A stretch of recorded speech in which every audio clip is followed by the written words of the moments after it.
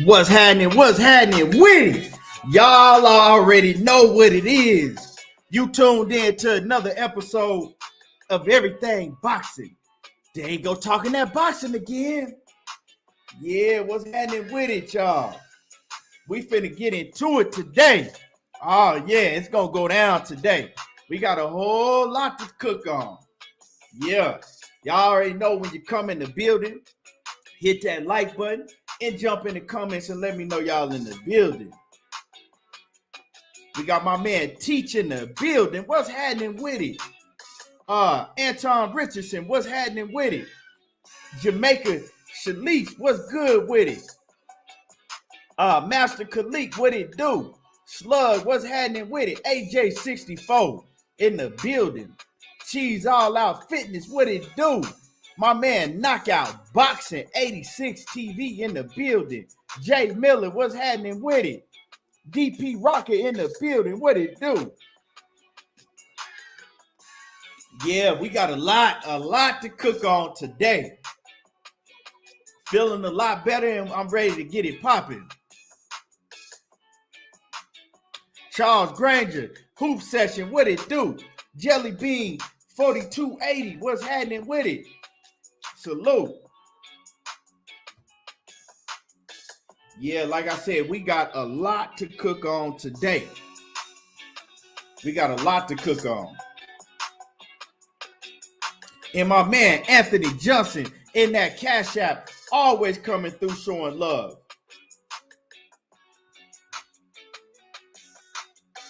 Hey, DP Rocker, you talking about, you miss me, huh? He don't want it. I'm the man, the boy Scatterbud. He don't want it. Hey, man, Bernie a trip for real. That dude a character. Oh, man. Yeah. Let's get it. Like I said, y'all come in, hit my like button. Don't forget to hit the like button. Blood and Bone, what's happening with it? Emmanuel, what's good with it? Salute to you, man. Welcome. Yeah, my man Jawan Rumbles. He say, there you go talking that boxing again. Yeah. You know what I'm saying? We almost here. You know. We about a week out from the big fight. Yeah. You know what I'm saying? I smell a whole bunch of motherfucking jealousy. That's what I smell.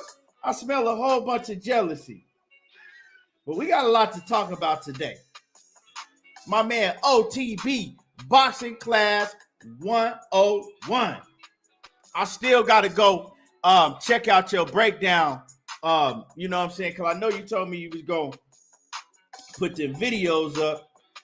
I didn't watch no boxing yesterday, so I didn't even get to check it out. I was my shit.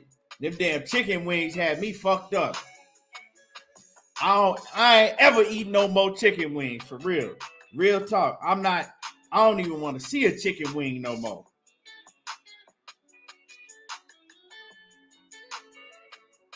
Quee, the queen is in the building. What's happening with it? Yeah, so we got a lot to talk about, so I ain't gonna waste no time. We gonna get right into it. Because I know when we get to these main topics, it's finna get real, y'all. But we got a lot of fights this weekend, so I'm gonna catch y'all up on the fights that we got going on this weekend. OTB said, yeah, at first I thought you was being punked. I had do a film on Ted Cheeseman, Sergio Garcia. Man, hold on, y'all. Yeah, I definitely got to go check out that Sergio Garcia breakdown you did. I ain't giving a damn about no Ted Cheeseman. I ain't gonna lie to you. Ted Cheeseman, all them Cheesemans and Liams and Callums and shit over there. Yeah, I ain't. Hold on real quick.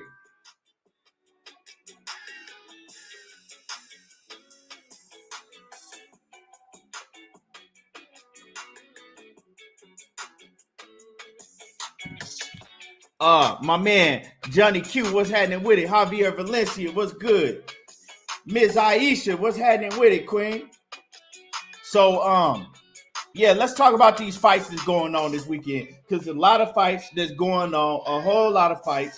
The first fight, right? We're gonna go through the DAZN card first. So we got Marlene Esparza versus Naoko Fujoka. Naoko Fujoka, right? Now, Naoko Fujoka, I ain't never seen her fight, but Marlene Esparza, I've seen her fight. But one thing I do know is that them Japanese women, they can fight. Like, they gonna throw a million punches. They not gonna stop. So this gonna be a hell of a fight. This gonna be an exciting fight between Marlene Esparza and the Japanese woman Fujoka. I guess I'm saying her name right. I probably ain't saying it right.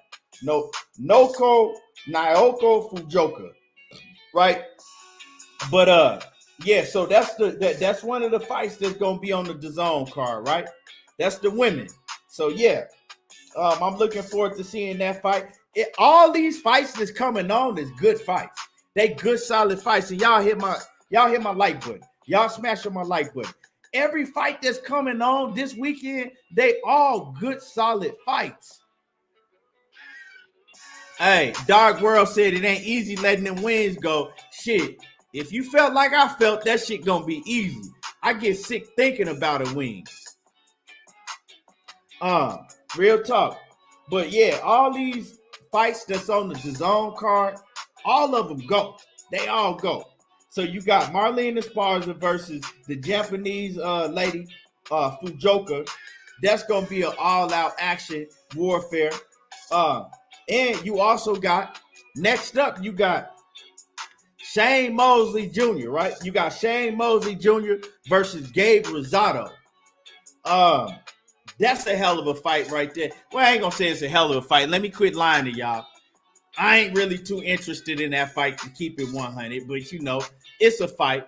Motherfucking Gabe Rosado been passed around like a used whore.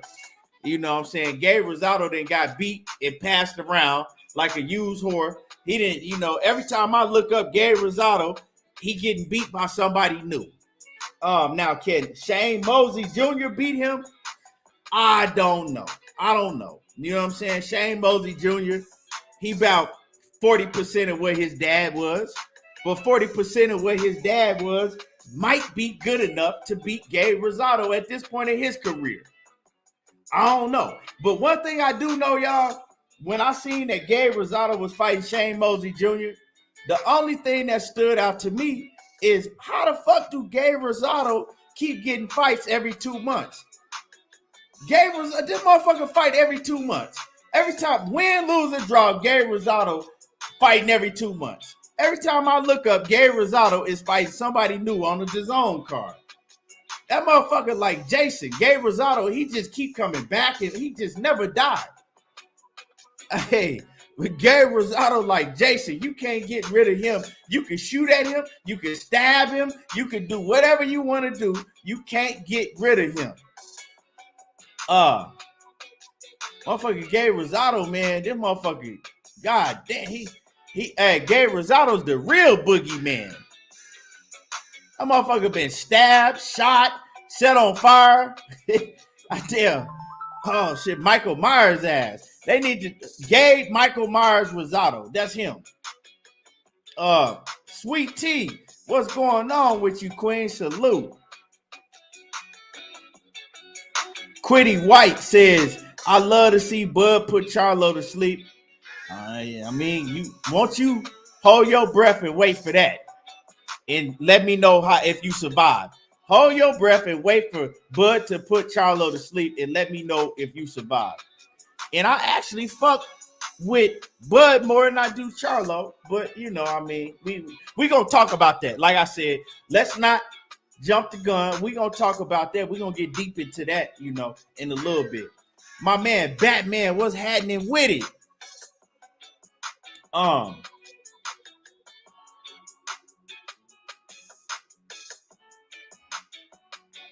OTB said, yeah, he's definitely grinding. His new name is Gatekeeper Game. Right, man. I'm telling you, bro, that man, they like shit. You want somebody to beat? We gonna put Gabe Rosado in front of you. Like when Gabe Rosado knocked out Knockouts, boy, you know what I'm saying? Because, you know, Knockout love them motherfucking hard-hitting Russians and shit. You can't tell. If you a hard-hitting Russian, you can't tell Knockout shit about a hard-hitting ass Russian. He love them motherfuckers. When Knockout, when Gabe got that knockout against that hard-hitting Russian and shit, that shit wasn't supposed to happen. What's his name, Knockout? The dude that Gabe Rosado got that lucky-ass knockout against? That shit wasn't supposed to happen.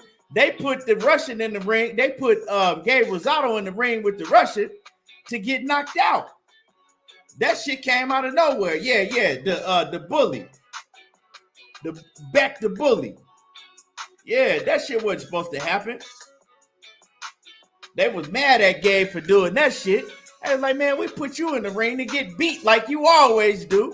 Like when they put Gabe Rosado in the ring with Daniel Jacobs, he wasn't supposed to fight Daniel Jacobs like that.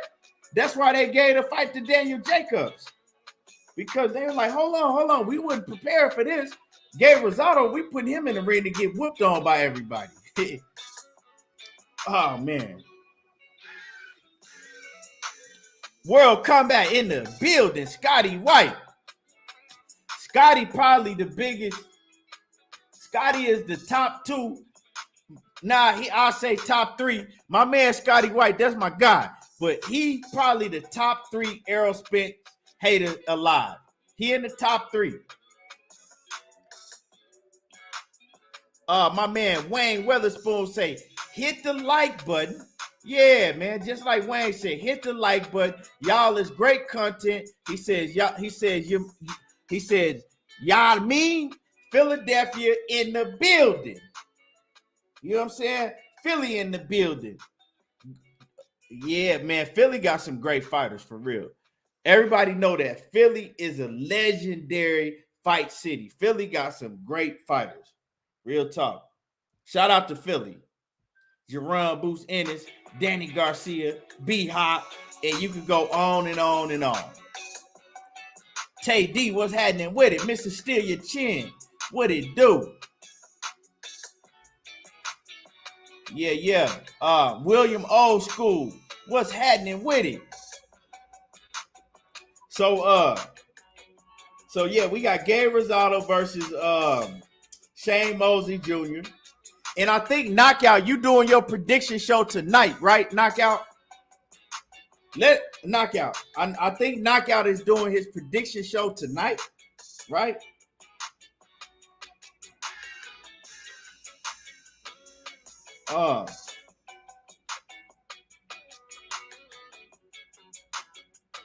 What's happening with it? What's your point? What's good?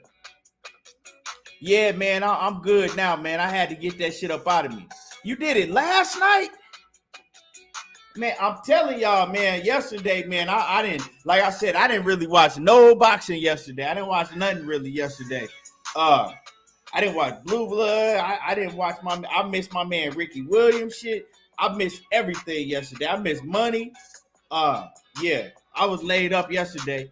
Then my kids came and, you know, I had to shake it. I had to try to shake that shit off or whatever. But yeah, so I'm gonna have to go back and watch I'm gonna have to go back and watch it when I get in traffic. So yeah, I'm gonna go back and watch Knockout Boxing Prediction Show because I want to see what Knockout talking about. But if Knockout, if you free, you know what I'm saying, I'm gonna bring you on the panel. You know, if you free, I could bring you on the panel too. I already know he had a lit show. Knockout Boxing, he always have all his shows be fire. All his shit be fire. My man Ricky Williams too. My man Williams said he had food poisoning about a month ago and threw up for out. Man, I was throwing up. I can't even count the amount of times I was throwing up. I was throwing up so much, shit stopped coming out.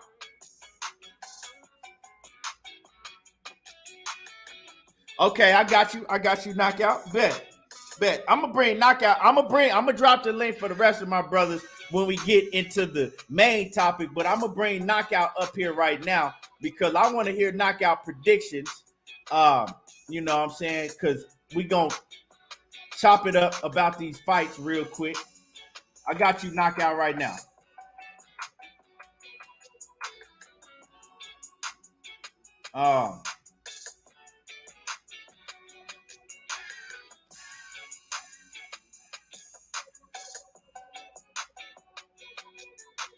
Yeah, that dry heaving, man, that shit hurt, bro. Feel like your chest about to pop open. My man, Robert Pitt says Bud fans are not confident in Bud beating Spence. That's why they want Spence fight. Bud straight off the crash and eye injury. Yeah, we gonna get into all of that. That's for sure. And I shot you the link, knockout. Dead Game Boxer said Lubin is in trouble. Everybody is putting a whole lot of stock into Fundora, but we gonna get to that. We gonna get to that definitely. Y'all already know we gonna get to that. Let's move on. So we talked about Shane Mosley and Gabe Rosado. We got Ryan Garcia and Emmanuel Tagoe. Emmanuel Tagoe and Ryan Garcia. Now, I'm gonna wait to knockout get on the panel. Because I did get a chance. That's one thing I did get a chance to do is I was laying down last night, and when my son went to sleep, I got a chance to study Emmanuel Tagoe. And so I want to talk about that. That's the first thing I really want to chop it on, the Ryan Garcia and Emmanuel Tagoe, and I want to give my prediction on that. Teach. Let me see. Dark World 314. What's happening with it? Mike Ryan, what it do? My man Polo Sports Talk and Entertainment. What's happening with it? The number one grind, real talk. What it do? Yeah. So I'm gonna get like. So I'll wait. Knockout when he get in here. But so. Emmanuel Tagoe, this is a fight. Emmanuel Tagoe and Ryan Garcia. This is a fight that I told y'all that I would have to go study Emmanuel Tagoe, and I was gonna get back to y'all on my breakdown of that fight, on who I thought was gonna win that fight. So I went and I looked at Emmanuel Tagoe. I went and watched a few of his fights. Right. He's a cool fighter. He's a solid fighter. You know what I'm saying? He got, he move a lot. He give you a lot of different looks. He don't punch that hard, right? He's not a devastating puncher. He don't punch that hard. He don't sit down on a lot of his punches, right? He pretty fast, you know what I'm saying? He got above average speed, he got above average quickness, with his movements and stuff. But one thing I noticed is that he keep his hands low. You know what I'm saying? And he keeps himself open for the hook. He keeps himself open for hooks. Emmanuel Tagoe, he more try to use his legs and his reflexes for his defense, right? And he leaves himself open a lot, because he throw a lot of wild shots from different angles and shit. And one thing that I noticed right off the rip, I said he leave himself open and he tailor-made for what Ryan Garcia does. And I'm not going to, take a long time with y'all on this fight, but I'm going to let y'all know that Ryan Garcia finna knock Emmanuel Tagoe ass out. I got Ryan Garcia stopping him. First Money told me like, nah, man, you tripping, because I hadn't seen Emmanuel Tagoe. And Money was telling me, man, I got Emmanuel Tagoe getting knocked out. And I'm like, Money, you just, I don't know about, I don't know. I'm going to have to go look at this dude. But yeah, I agree with Money Brown. This dude getting stopped. OTB says, I said the exact same shit.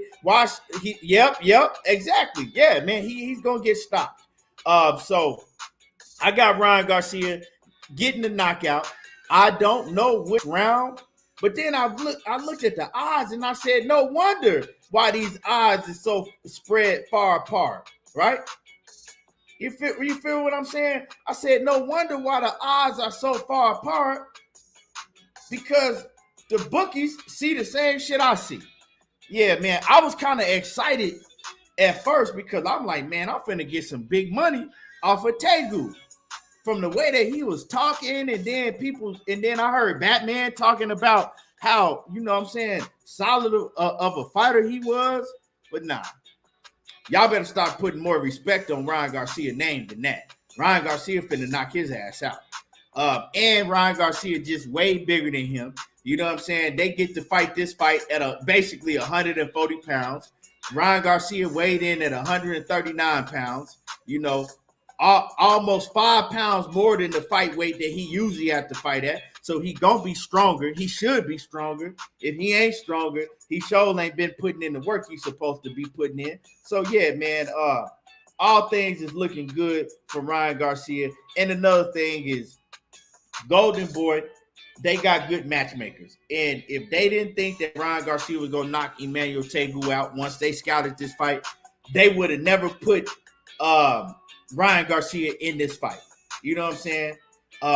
But I'm gonna pass it to Knockout. Man, what's happening with it, Knockout? Man, salute to you, bro. I'm glad you feeling better, man. I was like, you was talking about, because remember you was feeling good on Wednesday, and I guess you ate the wings Wednesday and shit. But on Wednesday, you was like, y'all just wait till tomorrow. The show gonna be fired tomorrow, bro. I was lit. I was looking at my clock and shit.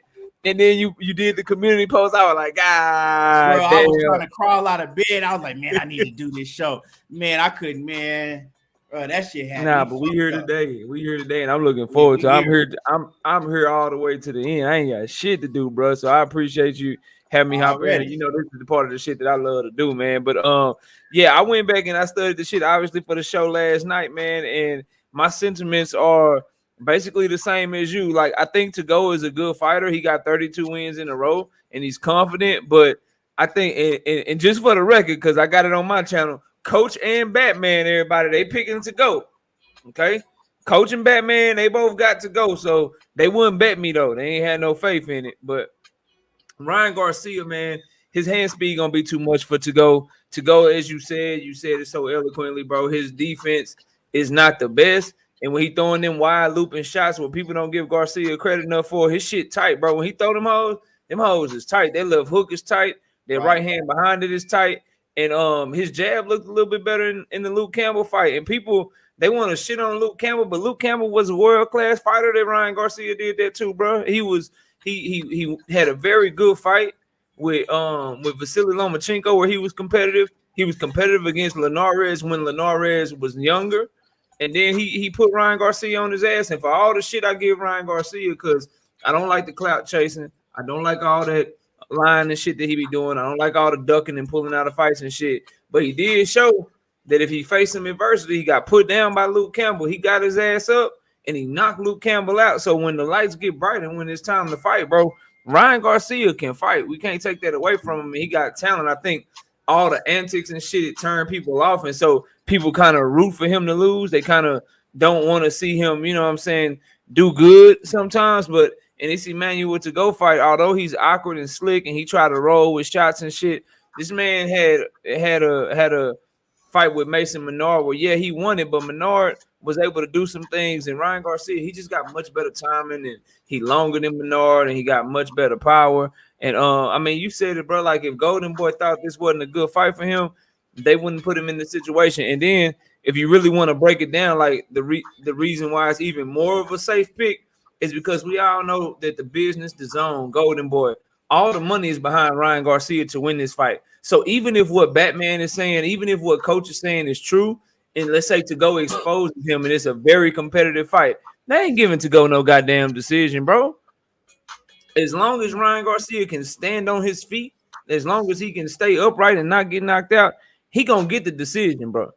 Like, Tagoe would have to knock him out or win like 12 rounds to 0, and he might get a split decision in that scenario. But Ryan Garcia, I think he's better than Tagoe, plus the business is on his side. I think it's an easy pick for Ryan Garcia here, so I agree with you on that one, man. I got Ryan Garcia all day, and I'm picking him to stop him somewhere in the middle of the fight because I just think Tagoe leave himself open too much. So I agree with your pick, bro. Yeah. So we agree on that one. Okay. Yeah. So yeah, I know a lot of people going with Tagoe. So if you going with Emmanuel Tagoe, let me know in the chat. Put a 1 in the chat if you going with Emmanuel Tagoe. Let me see how real y'all is. Put a 1 in the chat if you going with Emmanuel Tagoe to win this fight. Remember, we can catch the playback, so don't try to lie and say you didn't. Right. Stand on your shit. Ain't nobody in the chat. Okay. Oh, there we go. There we go. They popping up. They popping up. Pettigrew said he going. I mean, OTB, yeah, we know you got King Ryan. Yes, sir. Who else? Picasso said he going. I mean, Picasso, you want to run a bet? Malik Salem said he going. My man William, he said 1 because I don't like Ryan, but that you can't bet with you know what I'm saying? Yeah, that's what a lot of people was doing on my stream last night, bro. I was like, man, y'all. If I'm that emotional about a fight, I don't even bet on it. I don't even pick it, bro. A lot of dudes be betting with their emotions. That's one thing I do not do with boxing. I do not bet with my emotions. I'll go against my goddamn favorite fighter if I think he's gonna lose. Ruben Gutierrez, he said King Ryan. I want him. Eric Johnson said I want him to win, but he ain't. Yeah, see that's more like me. I'll tell you, like, man, I want him to win, but I ain't. You know, facts. All facts. DP Rocker stupid. He said I'll take some wings to go. Hey, hell nah, bro. I don't even want to see another win. Hey, bro. And my man John Kramer, man, it was just a spot out here. You know what I'm saying? Just a spot in the city. I had went to, bro. Let me see. So anybody, you know what I'm saying, Picasso, if you taking him, let me know, man. We could do a little wager on it. It ain't got to be nothing big. Nah, he said he ain't betting against. He said he ain't betting against the system of boxing. That's what I don't understand. Why would y'all pick? Why would y'all pick him if y'all won't bet on him, bro? Hey, come on, man. Y'all be using that shit as a cop out. But I think he would. But nah, the system of boxing, man. You either you think he gonna win or not. I'm so thrilled. If he win and they fuck him, you ain't even gotta pay me. But nah, I ain't gonna say that because you know some niggas they get to. Nah, bro, he won, bro. Nah, they cheated him, bro. Just because he might be a little competitive. He clearly lost. It just because it went to the distance, you know, they get to. You know how that shit go, man. That's why, like, the only thing I bet on here, I bet people some push-ups and shit, but I ain't bet no money. Yeah, man. Right. I do that shit with the bookers. I already got my parlay ticket in. Up and down, like niggas was swearing up and down that motherfucking that Caleb Plant was way up on their score. Hell no, he wouldn't, bro. Hell no, he wouldn't. Shit, and you like, bet with Plant, didn't you? I'm like, you bet on Plant. You bet on Plant, didn't you? Yeah, I bet on Plant. Yeah, you was keeping it real like shit. He wasn't winning that fight. Ain't no way that nigga was up on nobody's scorecard. Hey, but so yeah, man, I got Emmanuel Tagoe, you know what I'm saying, getting knocked out. You know what I'm saying? So let's move on. Let's go to GGG and Murata. Let's go to GGG and Murata. Now, GGG, man, they weighed in today. I got a chance to look at the weigh-in, and y'all hit my like button. Y'all hit the like button. You know what I'm saying? It don't cost y'all nothing to hit the like button. That's the least y'all can do is at least hit the like button. But GGG, right? And Murata, I watched the weigh-in. I didn't get to see Murata weigh in, but I saw GGG weigh in. Motherfucker walked in with a goddamn hospital robe on and shit. And he looked ripped up. He looked good. You know what I'm saying? I ain't gonna say that he looked like he was flabby or nothing, and he looked out of shape. Nah, he looked like he was in shape. He looked good. But we know he's 40 years old. And then we know that Murata ain't fought in 3 years. So this is gonna be a rock'em sock'em robot type of fight. It's gonna be I can say it's gonna be a fan-friendly fight. It's gonna be an exciting fight, you know, for the time it lasts. But I'm looking at this fight, and I'm looking at this another, you know, opponent that Triple G gonna go in there and knock out, right? Because these are tailor-made opponents for Triple G. Murata is a tailor-made type of opponent for Triple G.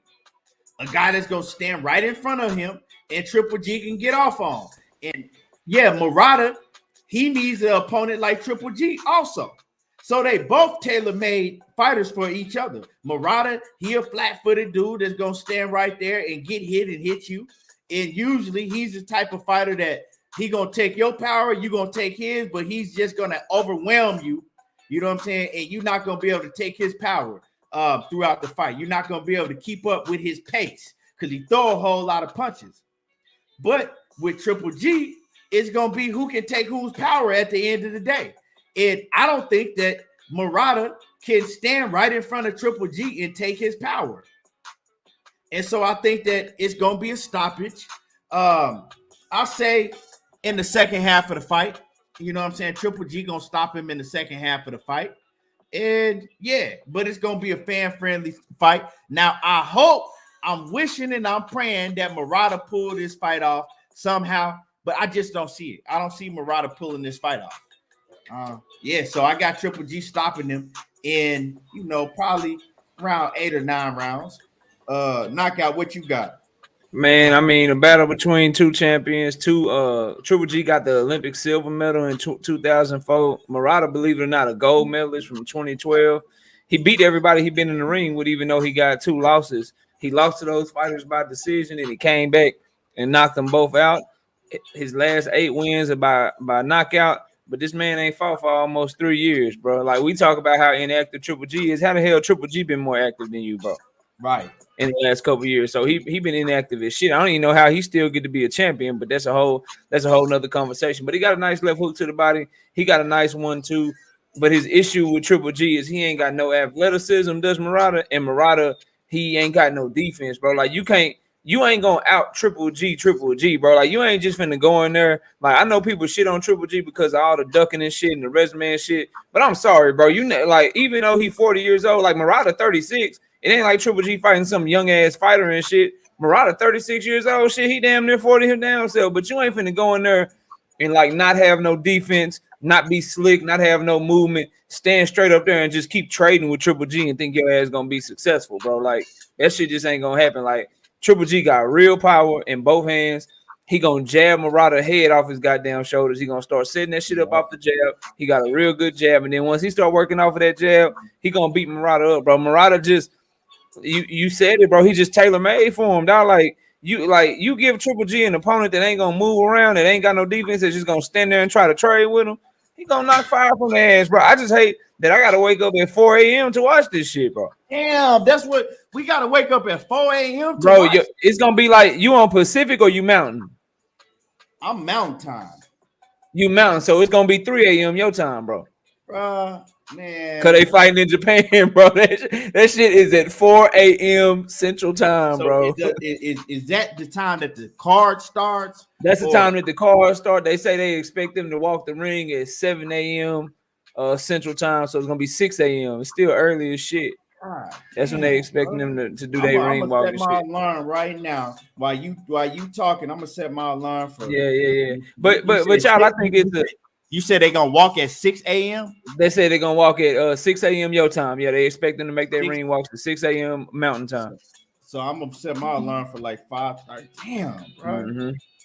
Yeah, bro. But you got the DAZN and shit. You know, you can always just watch it when you wake up. You can always just. But I mean, by the time I wake up and everybody that beat and said who won the fight, talked about it and shit. Yeah, that's why I'm trying to wake up too. But for this one, y'all, I know a lot of people were hoping for Murata to win. I know y'all think it'll be good for boxing because you don't want to see the Triple G and Canelo fight. But I think Triple G knocks him out, and it's very similar to the Ryan Garcia fight. Not in style, but all of the money is back in Triple G. Like, I know they fighting in Murata's country in Japan, but DAZN really wants that Canelo and Triple G fight. So even if Murata is competitive, bro, even if he goes the distance and he is competitive, he is not getting the decision. You know, there's hundreds of millions of dollars on the line for Triple G losing. They ain't finna let that shit go to waste, bro. So on top of Triple G being the better fighter and just, I think he'll knock him out anyway. Even if something happens that I don't foresee happening, I still got Triple G because of the business, because Murata literally has to knock him out to win. And let's just keep it real. Like, on top of the power, the other great attribute that Triple G got, bro, he probably got the best chin in boxing, bro. Like, the man can take a shot, bro, like from punches that are much bigger punches than Murata. So I don't give a damn if he's 40. Until you show me him hurt and rocked, I ain't finna believe nobody like Murata finna go knock him out. So I think he got that retarded chin. Yeah, I think Triple G is a safe pick. And I'm watching the weigh-in right now, bro. Lubin look good, man. He look good. It's on. Yeah, I'm watching the playback as we talk. But Fundora look, man, they both in shape. It's gonna be a goodie.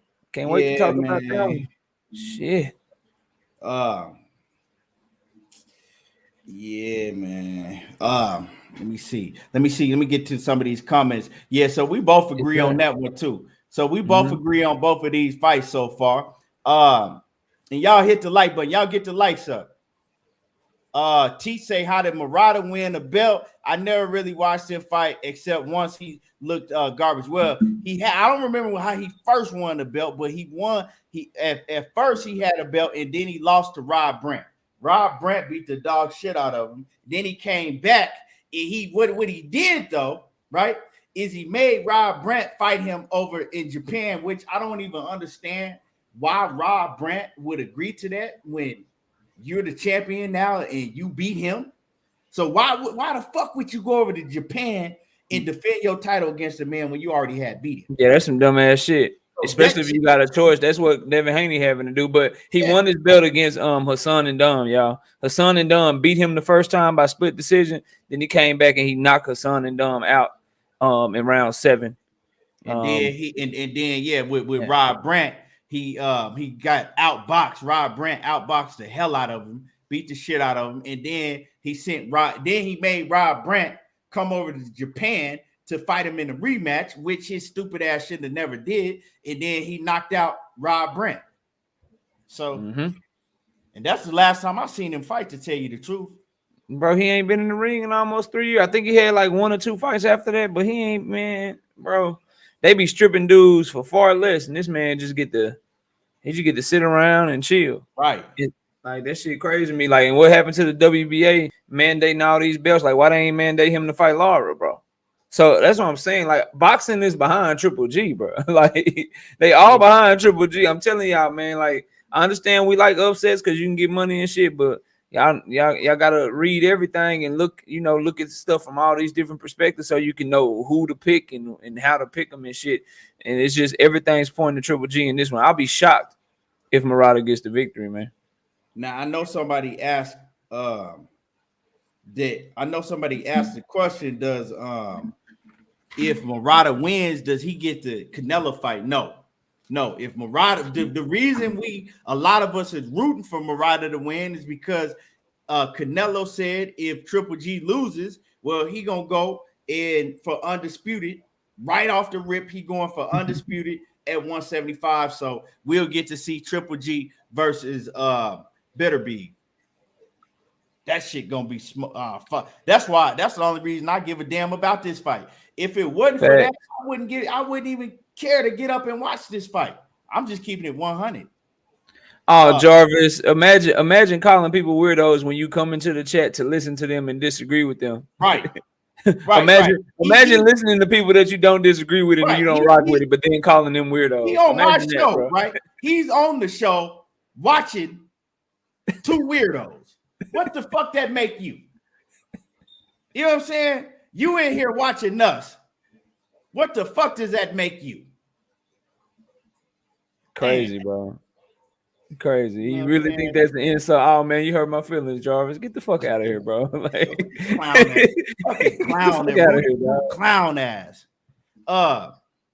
If Murata wins, I expect him to fight Munguia. Shit, probably, man. I don't know what he gonna do. And I really don't really care. You know what I'm saying? Both of them is I ain't gonna say Murata washed up, but Triple G show washed up. But man, let's move on. Man. Yes, sir. Yes, sir. Let's get to let's get to the Showtime card. Let's talk about the Showtime card, man. That's the one I'm most excited for, bro. Man, I'm excited about this Showtime card, dog. Real excited. So we got my man, super bad Tony Harrison. Woo! Man, Tony Harrison, he already got into it in the press conference, but it wasn't with the opponent that he was fighting. You know what I'm saying? You know what I'm saying? It was with Cuba, Luis Cuba Arias. Luis Cuba Arias was in the press conference. You feel me?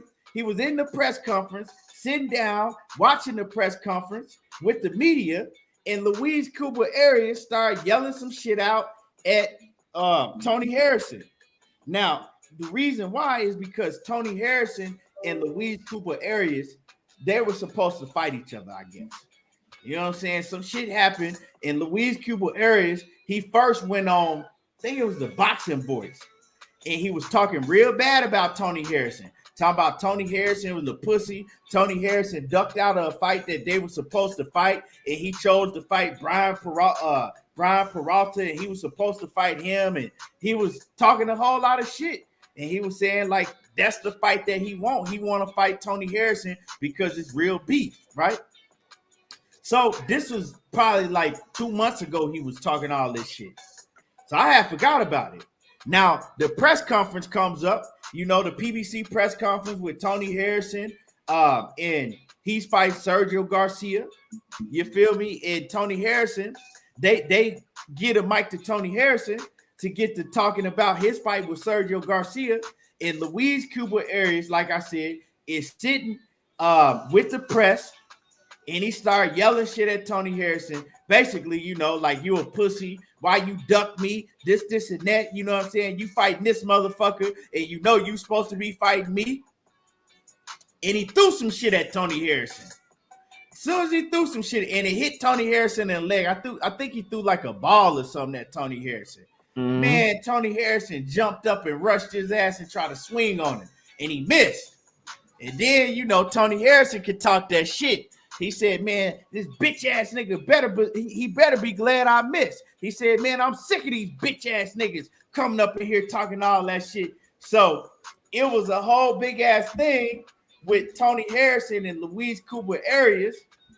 And Tony Harrison's opponent is just sitting there and he can't do nothing but laugh. That's Sergio Garcia. He can't do nothing but laugh because he like, damn, this shit entertaining. You know what I'm saying? But with all that being said, Tony Harrison has a task at hand that he needs to complete. He got to go fight Sergio Garcia. Sergio Garcia is the fighter that just fought Fundora his last time out. If y'all don't remember, Sergio Garcia fought Fundora on the undercard of Gervonta Tank Davis and Isaac Cruz. A lot of people thought that Sergio Garcia beat Fundora. A lot of people thought he should have won that fight. I can't really speak on that fight right now because I had to go back and watch it. You know what I'm saying? I had to go back. It was a close fight. I would have to go back and watch it. But Tony Harrison, he got a tough fight on his hands.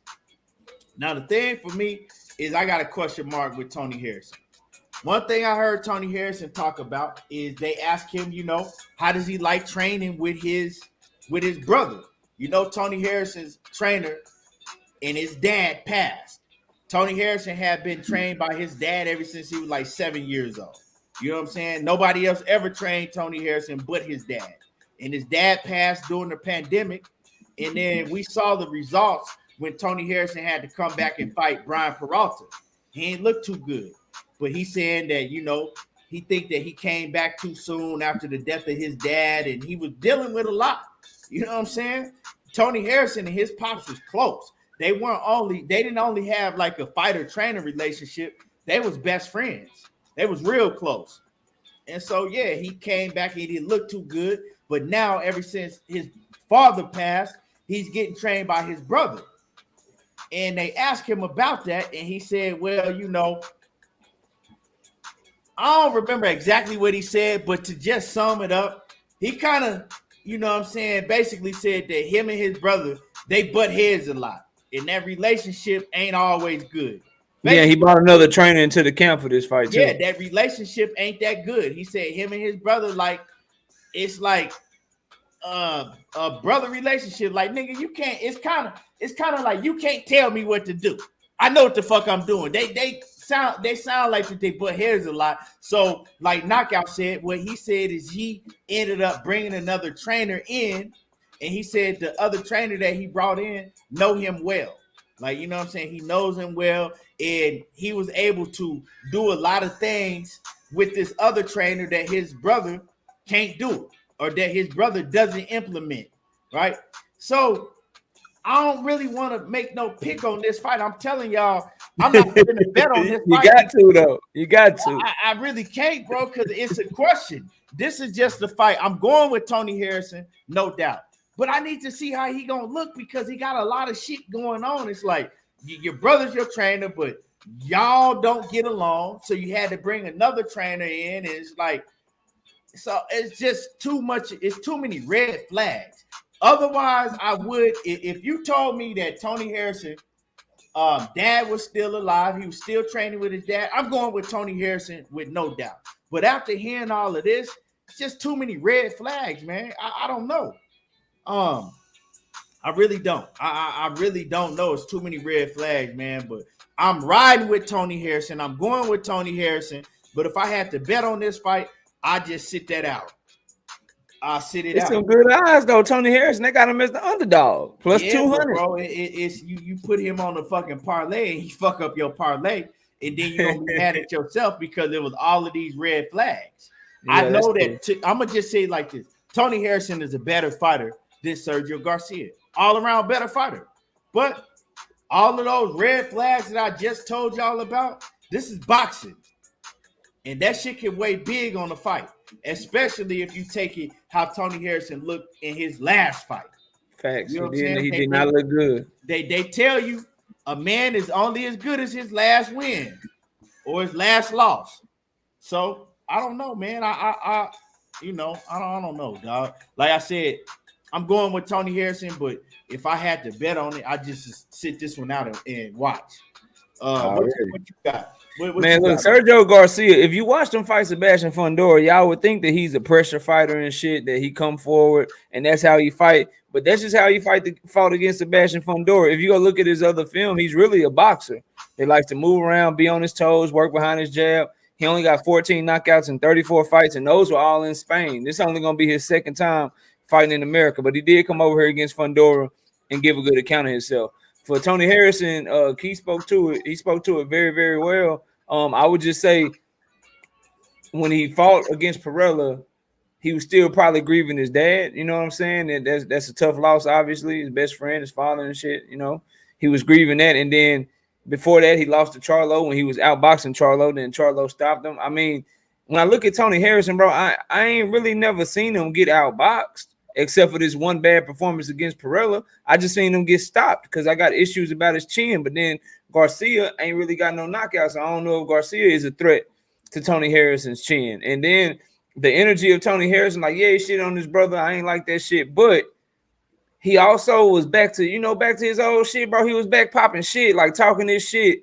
Jumped off on the porch on somebody that he felt was disrespecting him. Right. Told him, if y'all ain't gonna give me my respect, I'm gonna take my shit. Like, I like the vibes, bro. Like, he seemed like he back on that. You know, he got that aggression back, that shit talking, that Detroit shit that he do. And then, like, just looking at him and Sergio Garcia, like, Sergio Garcia gonna have to show me with Tony Harrison because I think he can't stop him. So, am I gonna pick Sergio Garcia to outbox him?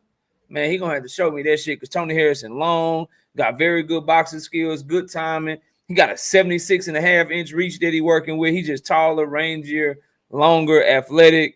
Can counter, can lead, goes to the body. He can fight, bro. Tony Harrison can fight, and I think he's a better fighter than Sergio Garcia. So I'm agreeing with Key on this one. I'm just gonna go with who I believe the better fighter to be. I'm gonna say that he's mentally strong enough to get this done, and I think he gonna be hungry enough too. Like, you don't get many of these opportunities. Like, yes, he's a former world champion, but he got knocked off. He got knocked out against Charlo. Then his very next fight, he had a bad performance against Perella. We really think he's gonna put on three performances without winning in a row? I don't know, bro. Like, I think he gonna have that hunger back. I like what I saw in the press conference and the weigh in. He looked good, looked strong and shit. So I got Tony Harrison. I just think he the better fighter, bro. So that's what I'm going with. Yeah, man. I'm like I said, I fuck with Tony Harrison heavy, so I'm really pulling for him. But I mean, this one we got to see. I might change my mind. You know what I'm saying? I might get to watching more film on Sergio Garcia, and I might change my mind later on tonight. I don't know, but for right now, I'm just kind of like, I don't know, man. I don't know, because it's a lot of red flags. It's a lot of 50-50 fights on this card, bro. That's what makes it so fun to talk about, Yeah, man. yeah. Because you can see either fighter winning this shit, man. So the last fight I'm gonna talk about right now, before we get into the main topics, and y'all hit the like button. If y'all ain't hit my like button, hit my like button. You know what I'm saying? That's the least y'all could do is smash on the like button. I want to talk about the main event: Erickson Lubin and Sebastian Fundora. Let's get it. What's happening with it, Bun Quick? My man, Money, what up, Money? What up, bro? Building. What's happening with it, Money? Erickson Lubin versus Sebastian Fundora. This is the fight that I've been waiting for. I'm excited about this fight. And what's making me real excited about this fight is people, they really loving Fundora. I mean, you got, I'm talking about serious boxing heads is picking Fundora to win. People loving Fundora. They think that Fundora is a very, very dangerous opponent for Erickson Lubin. I even see a lot of people picking Fundora to stop Lubin. A lot of them picking Fundora to stop Lubin. So look at this fight, and I say, who got better power? Lubin. Who fighting the inside better? Lubin. Who got the better jab? Lubin. Who got the better footwork? Lubin. Who got more power in both hands? Lubin. And so when I go down the list, right, of all the attributes that both of these fighters have, Lubin is the better fighter all around. Now Fundora has the reach, right? So that might cause Lubin a problem, getting in. But you would think so, but that won't cause Lubin no problem because Fundora doesn't use his reach advantage. The motherfucker got a 90-inch reach, but he don't use it. He want to fight inside and he want to bang with you on the inside. Kind of like Robert Easter Jr. That was one problem that everybody had with Robert Easter. This motherfucker long as hell, but he never uses his reach advantage. Fundora the same way. He liked to fight in on the inside, right? He liked to give up his reach advantage. And Lubin can fight on the inside. Lubin can fight on the outside. The only thing that Fundora does better than Lubin, or I ain't gonna say does better, have better than Lubin, is chin, right? Now, I ain't really never seen Fundora get cracked like that, but I'ma just assume that he have a better chin than Lubin because Lubin ain't got a chin. That's the only thing with Lubin is he don't have a chin. Other than that, Lubin is a great fighter. He a great young fighter other than that. Now, he do have some holes in his defense. But does Fundora even crack like that? You got to think, Fundora, he ain't the biggest puncher, but he can punch hard enough to get Lubin up out of there because we've seen Lubin hurt with a jab. We seen him, do the stanky leg off a goddamn jab. So Lubin, if you catch Lubin clean, he just might go. But with all that being said, with Fundora giving up, his biggest attribute, but being able to, have the long reach over everybody that he get in the ring, his height and all of that, I'm gonna have to go with Lubin. I got Lubin. Whoa. I'm going with Lubin. Yeah, I'm going with Erickson Lubin. Ain't no way, and y'all hit my like button. Ain't no way that I'm picking Fundora to beat Erickson Lubin. Yeah, Fundora do have a puncher's chance, but it ain't gonna happen. Erickson Lubin is winning this fight. Now, I haven't decided if I'm picking Erickson Lubin for the stoppage or not, but I got Erickson Lubin. Oh, yeah, and one more thing that Fundora got over Lubin is his stamina. Fundora do got stamina over Lubin, you know what I'm saying? Because he could throw a whole bunch of punches and he could go. And so Lubin better be in shape. That's all I know is Lubin better be in shape, and he better be in 15 round shape.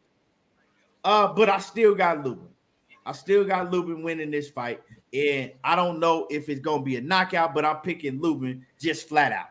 Go ahead, knockout. Man, look, Lubin, man, you said it right. He's got fast, powerful hands, both of them hands, powerful and shit, jack and sledge. That's why they call that man the Hammer.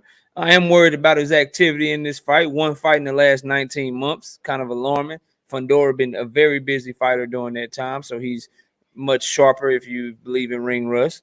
Lateral movement for Lubin, like people talk about how athletic he is. I love him from the waist up, the hand speed, the power, being able to counter with shots and shit. But his feet, he really like a flat-footed fighter. Like he'll walk you into shots and shit and move around the ring, but he ain't just running. He ain't just gonna run. That's why he gets such good leverage on his shots and shit, because he is flat-footed. So he ain't just gonna be boxing like you would think how Keith Thurman do and other people that like to move around. Like he don't move like that. But he really looks to explode off his back foot and he'll counter you. But then once he gets you hurt, he's really good at finishing you. He does get caught on the ropes a lot to me. When people are able to back him up to the ropes, and I think he gives up the front foot a little bit too much for my liking. And then the other thing that I worry about with Lubin is his work rate. You said it very well. Stamina could come into play in this fight because Lubin throws about 47 punches per round. Fundora throws about 75 punches per round. So that means Lubin gonna have to make them hoes count, or he could lose rounds just off of work rate alone. Like if he ain't really just hitting Fundora clean and he only throwing 1 or 2 shots for every 4 or 5 that Fundora throws, Fundora has the ability to steal rounds from him. So I'm gonna be really interested to see their work rate as the fight goes on. Another thing that nobody's talking about with Lubin, great power, yes, but the entire chat, I don't know if y'all know this, but Lubin has 0 stoppages after the 6th round. Speaking to that stamina. So all that power and shit, if he don't catch him by round 6, then what? Because his entire career tells us if you make it past 6, you go in the distance with him. And Fundora throws more punches as the fight goes on. So that's for Lubin. For Fundora, totally agree with Keith. He gives up his height, but everybody that's tall don't fight tall. You know what I'm saying? He like to bang. He want to make it a war. He looking to brawl with you, outwork you. And he's one of those fighters, like his power might be like a B- or something, but he has such good volume and he throws relentlessly nonstop to where something gonna hurt you or wear you down, and he just looking to beat your ass up.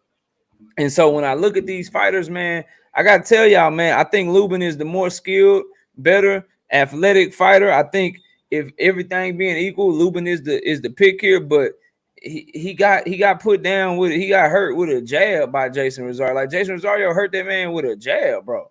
Like with a whole jab, just had him wobbled and shit in the fight that he was controlling. And I think the distance and the shit that Lubin has to do to win this fight, like he has to fight in a way that he's not accustomed to fighting, because Lubin, he want to, like I said, counter you and fight off his back foot and shit. Well, he can't do that with Fundora because Fundora can always hit him from positions that he can't hit Fundora from. When Lubin think he out of range, Fundora is in range. So Lubin actually got to come forward and be the aggressor and be the pressure fighter, similar to Sergio Garcia. You go watch Sergio Garcia fight Fundora and then watch him fight everybody else. You can be like, damn, he fought totally different. Well, that's because he had to. And Lubin is the same thing. He going to have to fight totally different. And when you fight totally different in the style that you're not used to fighting, when you coming forward and you ain't used to coming forward, when you being a pressure fighter and you ain't used to being a pressure fighter, your ass leave yourself open even more. You get hit with shots even more because you ain't used to fighting that way. So I just, the way that I think this fight is going to be fought in a war, I watched them both get tagged by Nathaniel Gallimore. I saw Fundora take that shit well, walk his ass down and stop his ass. I saw Lubin get wobbled by Nathaniel Gallimore. Now, he dominated the fight. He just ain't showed the durability that Fundora has showed in his career thus far. So I think this is going to be a fight where Lubin is winning early, maybe even styling on Fundora, like really went like up 3 rounds to 0, 4 rounds to 0. But do I think he going to knock Fundora out before round 6? Nah, I don't think he's going to knock him out before round 6. And I think Fundora owns the back half of the fight all the way to the point to where I got a late stoppage in this one, man. I got Lubin getting stopped in about round 9 and round 10, man. Round 9, round 10, I got Fundora with the stoppage getting the dub, bro. All right, knockout.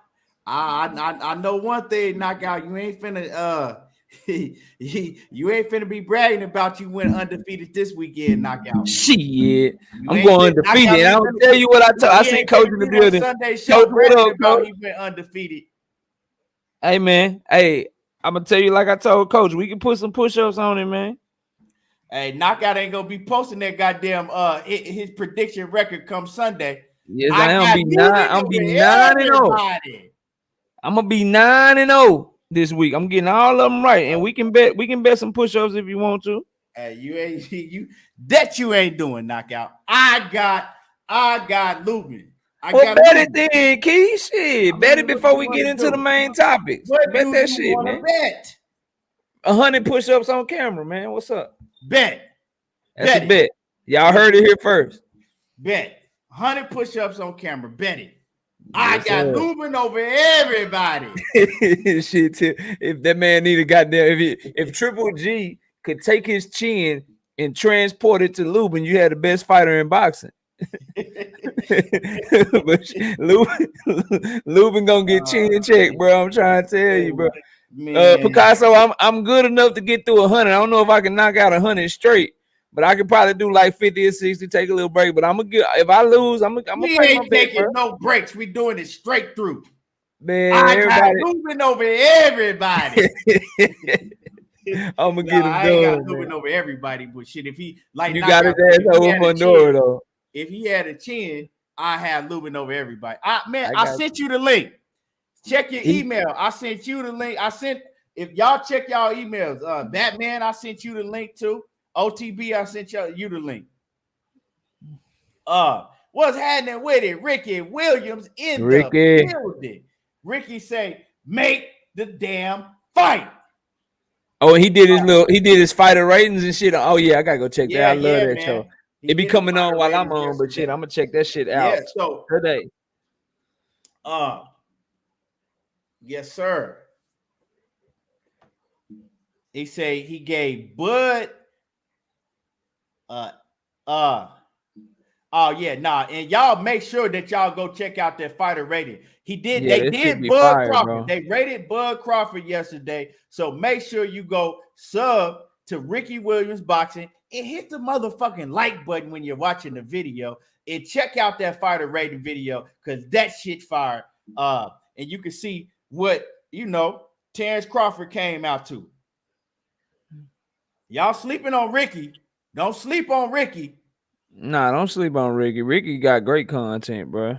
Knockout. Sunday what up, morning, Coach? I will be on your show talking mad shit.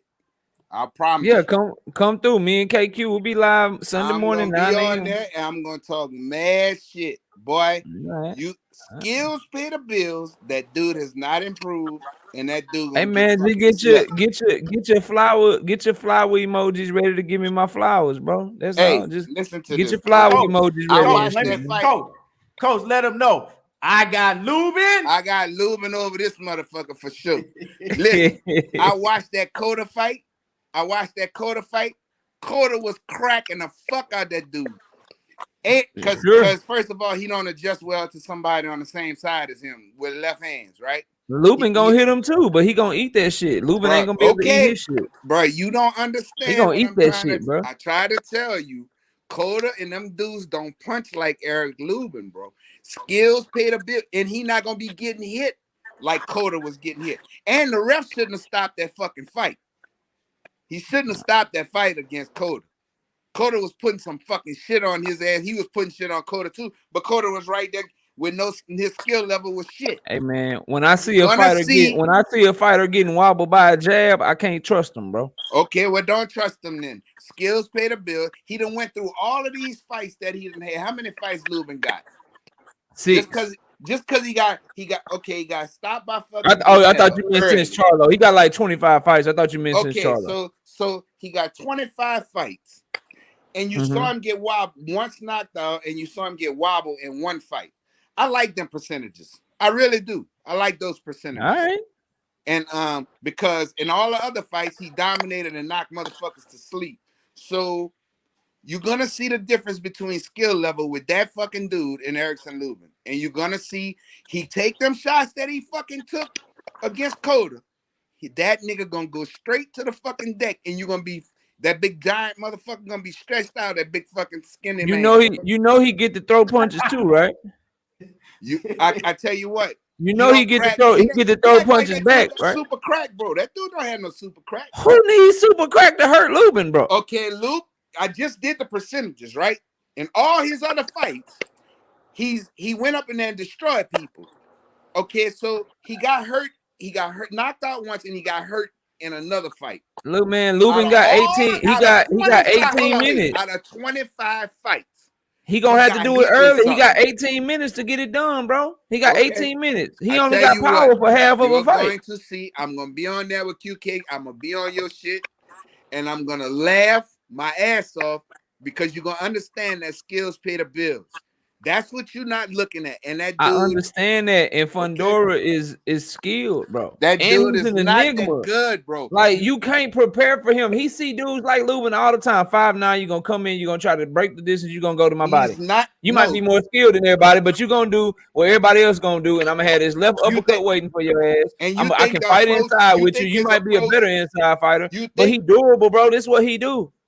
So Okay, you're gonna understand the difference between skill levels. And see, that's what you don't understand. You're gonna understand to stop picking against me. Is that's what you're gonna understand. You're gonna be like, damn, I gotta stop picking against knockout. What you need to understand is it's 1991 and it's hammer time and you Vanilla Ice, nigga. That's what you need to understand. Now, what y'all need to understand is the hammer about to get his ass nailed. He about to get nailed to the goddamn wall. The hammer gonna be getting nailed on Saturday night. Hey, please, hammer don't hurt him. A lot of y'all don't know what the fuck I'm talking about, but you know. Hey, Keon, you know how Tyrone McKenna said, "Man, I never got hit that hard." It's gonna be that's the shit that's gonna make him keep his hands home because he gonna be really hard when the Rougarou put it on him. Right. So shout out to the Rougarou. So he's gonna understand. He's gonna understand. Coach, how you gonna break? How you gonna break that distance? This is some different type. How he gonna get in, Coach? He gonna get in without getting hit. This is how he get in. He don't need because to get in. He don't have to fight to get in on Gus Fundora. That's what you fail to understand. Fundora don't fight on the outside. That's where he likes. No, it's not the outside to him. It's the outside to Lubin because he's so damn long. Fundora. What does that mean? Knockout. I'm going to explain it to you. That's what. It don't matter how fucking tall you distance. Are, listen, bro. Distance. Oh, he gonna. So when Lubin is trying to work his way in, Fundora is already in because Fundora can throw an uppercut. From a long ass way away because it's so goddamn long. How is Lubin gonna get in without getting hit? That's because do he got some elite head movement that I ain't seen before? Where can I see this head movement at? Where can I see tape of him walking dudes down, using head movement, coming forward while counterpunching? Where can I find this? Where can I find this tape at? I got a question for you. No, okay, answer my question first. Where can I find the tape of him coming forward, using great head movement, and counterpunching on his way forward to close distance? Which fight can I watch him doing that in? Now, can I say what I got to say? Can you answer my question first, Coach? Which fight can I watch him doing that in, bro? This is how I'm going to answer your question. What you fail to understand is this. This is what you fail to understand. He don't have to work his way inside. Because Fundora like to fight on the inside. He don't use his range. He don't keep him off to where you got to fight. It's simple. He gives up his advantages. When you look at reach, Coach, he got 6 inches. So what's inside to him is mid-range to Lubin. That's what I'm trying to tell you to do. What are you talking about? If your bodies are up on top of each other, that's inside. Just Coach, because you this is what I'm talking about. Not inside. Fundora, because of Fundora's Coach, this is what I'm talking about. When I say Lubin is at mid-range, but that means that he's really on the inside with Fundora, it's because since Fundora is so long, he can throw punches that you typically throw inside, uppercuts, short hooks, and shit like that. Those punches that are short to him are really long way away for Lubin because Fundora is so long, so he can throw uppercuts and shit. Well, how come Cota was? That Lubin can't throw? That's what I mean, bro. How come Cotto was rocking his big ass? Answer that. Because if he don't respect your power, he coming to get you. How come he coming to get you, listen, bro? Dude, what you mean he coming to get you? He backed that big motherfucker up and big after he got cracked a bunch of times. Bruh, you get cracked he is coming to Fundora, get you, bro. Fundora He don't respect your power. He making that shit a war, bro. Bro, Fundora like to fight on the inside. He gives everybody with height, bro. They don't do that whole distance control. I'ma throw my jet. They don't do that shit. That's how come he gonna get. And he's a very y'all act like Lubin just gonna get inside and Fundora ain't gonna get off on him too, bro.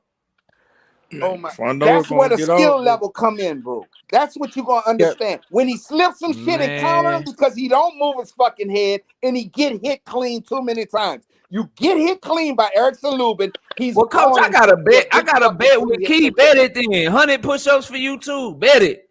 Bet it since you so confident. I don't want to bet no push-ups. I ain't betting push-ups. He want to bet some bread. Once y'all bet 50, put 50 on it. Yeah. Nah, I ain't betting no money, man. I got my shit tied up. I got my shit tied up with the bookie, bro. Yeah. Man, well, you might as well get ready to fucking lose. Real talk. I bet with the bookie every week, bro. Partner. You gonna lose that one. Watch. You gonna see what okay. Let me pay the bills. Let me let my Batman. What up, bro? Let me let my man Batman. But let me get to some people in the chat. My Queen Sheena. The Queen Sheena is in the building. Salute to the Queen Sheena. Yeah, I'm feeling a lot better. I'm feeling a lot better today. And my Queen Gina is in the building. She says, always great content. Hit the like button. I appreciate you, Queen. I'm surprised you come in it. Yeah, I'm feeling a lot better today. Had to shake that shit. Now, but this is the type of shit that I like, y'all. This is the type of shit that we need, right? Because we all arguing and we not agreeing. You got a lot of people in the chat saying Fundora. You got people saying Lubin. These are the fights. Hold on. Oh, I'm gonna sneeze. But Erickson gonna cripple that fucking dude, boy. These are the fights that we need in boxing. We don't need to where everybody agreeing. You know what I'm saying? Because we know who's gonna win when they go in. These are the type of fights that we need. This is why boxing is heating up. And John Kramer, my man John Kramer, he swear up and down that Fundora is gonna beat the shit out of Lubin. Bet it up. Bet it then, John. John, bet it. I already got 100 push-ups on the line. I tell you what, whoever this Justin 9 is, whoever this Justin 9 is, Coach said he got Benavidez, but Lubin will stop Fundora. What the fuck are you talking about? That ain't got shit to do. That ain't dumb motherfucker. That's a dumbass. Man, fuck you. Y'all, I'm gonna time that bitch out. Fuck you, bitch. How about that? Fuck Don't you. Nobody else get him. Let Coach get him, man. Fuck you, boy. Fucking stupid ass dude. Oh shit! Oh, that shit funny, man. My man Mox G in the building. So now you said Coach David Morrell will stop Benavidez. That's your opinion. I think David Benavidez got too much experience and gonna beat the shit out of him if they fight right now. That's my opinion. Right. But you're gonna call me a clown. I tell you what, motherfucker, come to New Orleans. I'll show you a clown, bitch. We can go to the gym. Fuck you, pussy ass dude. You call nobody no clown because you don't agree with the boxing opinion, man. I house you, here, bro. I fly you out. I house you. I feed you. I put you up. All that shit. And I'll beat the shit out of you. And fly you back to the fucking airport. I'll get you Uber. God damn. OTB. Man, this nigga, man, my man OTB, he the only nigga that always be talking about his goddamn email don't work. I ain't never heard a nigga talking about his email don't work. You know it's free OTB to get an email, bro. Just get another email, bro. Goddamn. Let me see who else. My man Mark G in the building. He said salute. Lubin chopping him down with a hook. Real talk and salute. Let me see. Lubin gonna look like he doing goddamn TikTok dance out there. Yeah, man. They finally listening to Ricky Williams. Make the fucking fight. Like Ricky Williams say, this is how it's supposed to be. Let's get this money. Yeah, man. My man Alex Sanchez says, always a great show. Hit the like button, people. And I appreciate you, man. Yeah, y'all hit the like button. And I don't want to post the link in the chat, bro. That's why I sent it to your email. man, you gotta get you one thing because your picture, your logo, everything come up with your email. So I know you got it. You know what I'm saying? I know you got the email because your picture, your logo, and everything come up OTB. John Kramer say he trying to make the bet. Can you say what you trying to put on it? Oh shit. Put the dollar amount in the chat, John Kramer. See, I bet with John because I didn't bet with him before. Put the dollar amount in the chat, John. I need my get back anyway because I think you won the last bet. Put the dollar amount in the chat. I got Erickson Lubin. You know what I'm talking about? Yeah, just put it in the chat and we can run it. My man, Batman, go ahead. Get your shine in, Batman. What y'all talking about Lubin, man? Yeah. Man, like I told y'all, man, the man just gotta punch his trance, man. He's not gonna outbox him. If I was Erickson Lubin coach Cunningham, I'm gonna have Erickson Lubin catching and shooting, man. Cause he's gonna be right there. He don't have no head movement. Fundora just come forward. I looked at like 3 of his fights last night. He just a come forward fighter that just be right there to get hit. Overhands and hooks will end his career if Lubin gets to that. That's all. But like Knockout was saying, he does has the puncher's chance, man, because Lubin chin is, Jermell Charlo fucked his chin up, man. Oh shit, man. My man John Kramer, he said he wanted to do 100. Yep, we can run it. Bet that. I got 100, 100, and 100 push-ups. Let's go. Let's bet that then. Yeah. I mean, anything else you want to add before we move on to these main topics, Batman? Nah, that's it. You know, Lubin gonna crack Erickson that Lubin. fucking boy one time. Man, I got Erickson Lubin. Lubin gonna crank that soldier boy on him.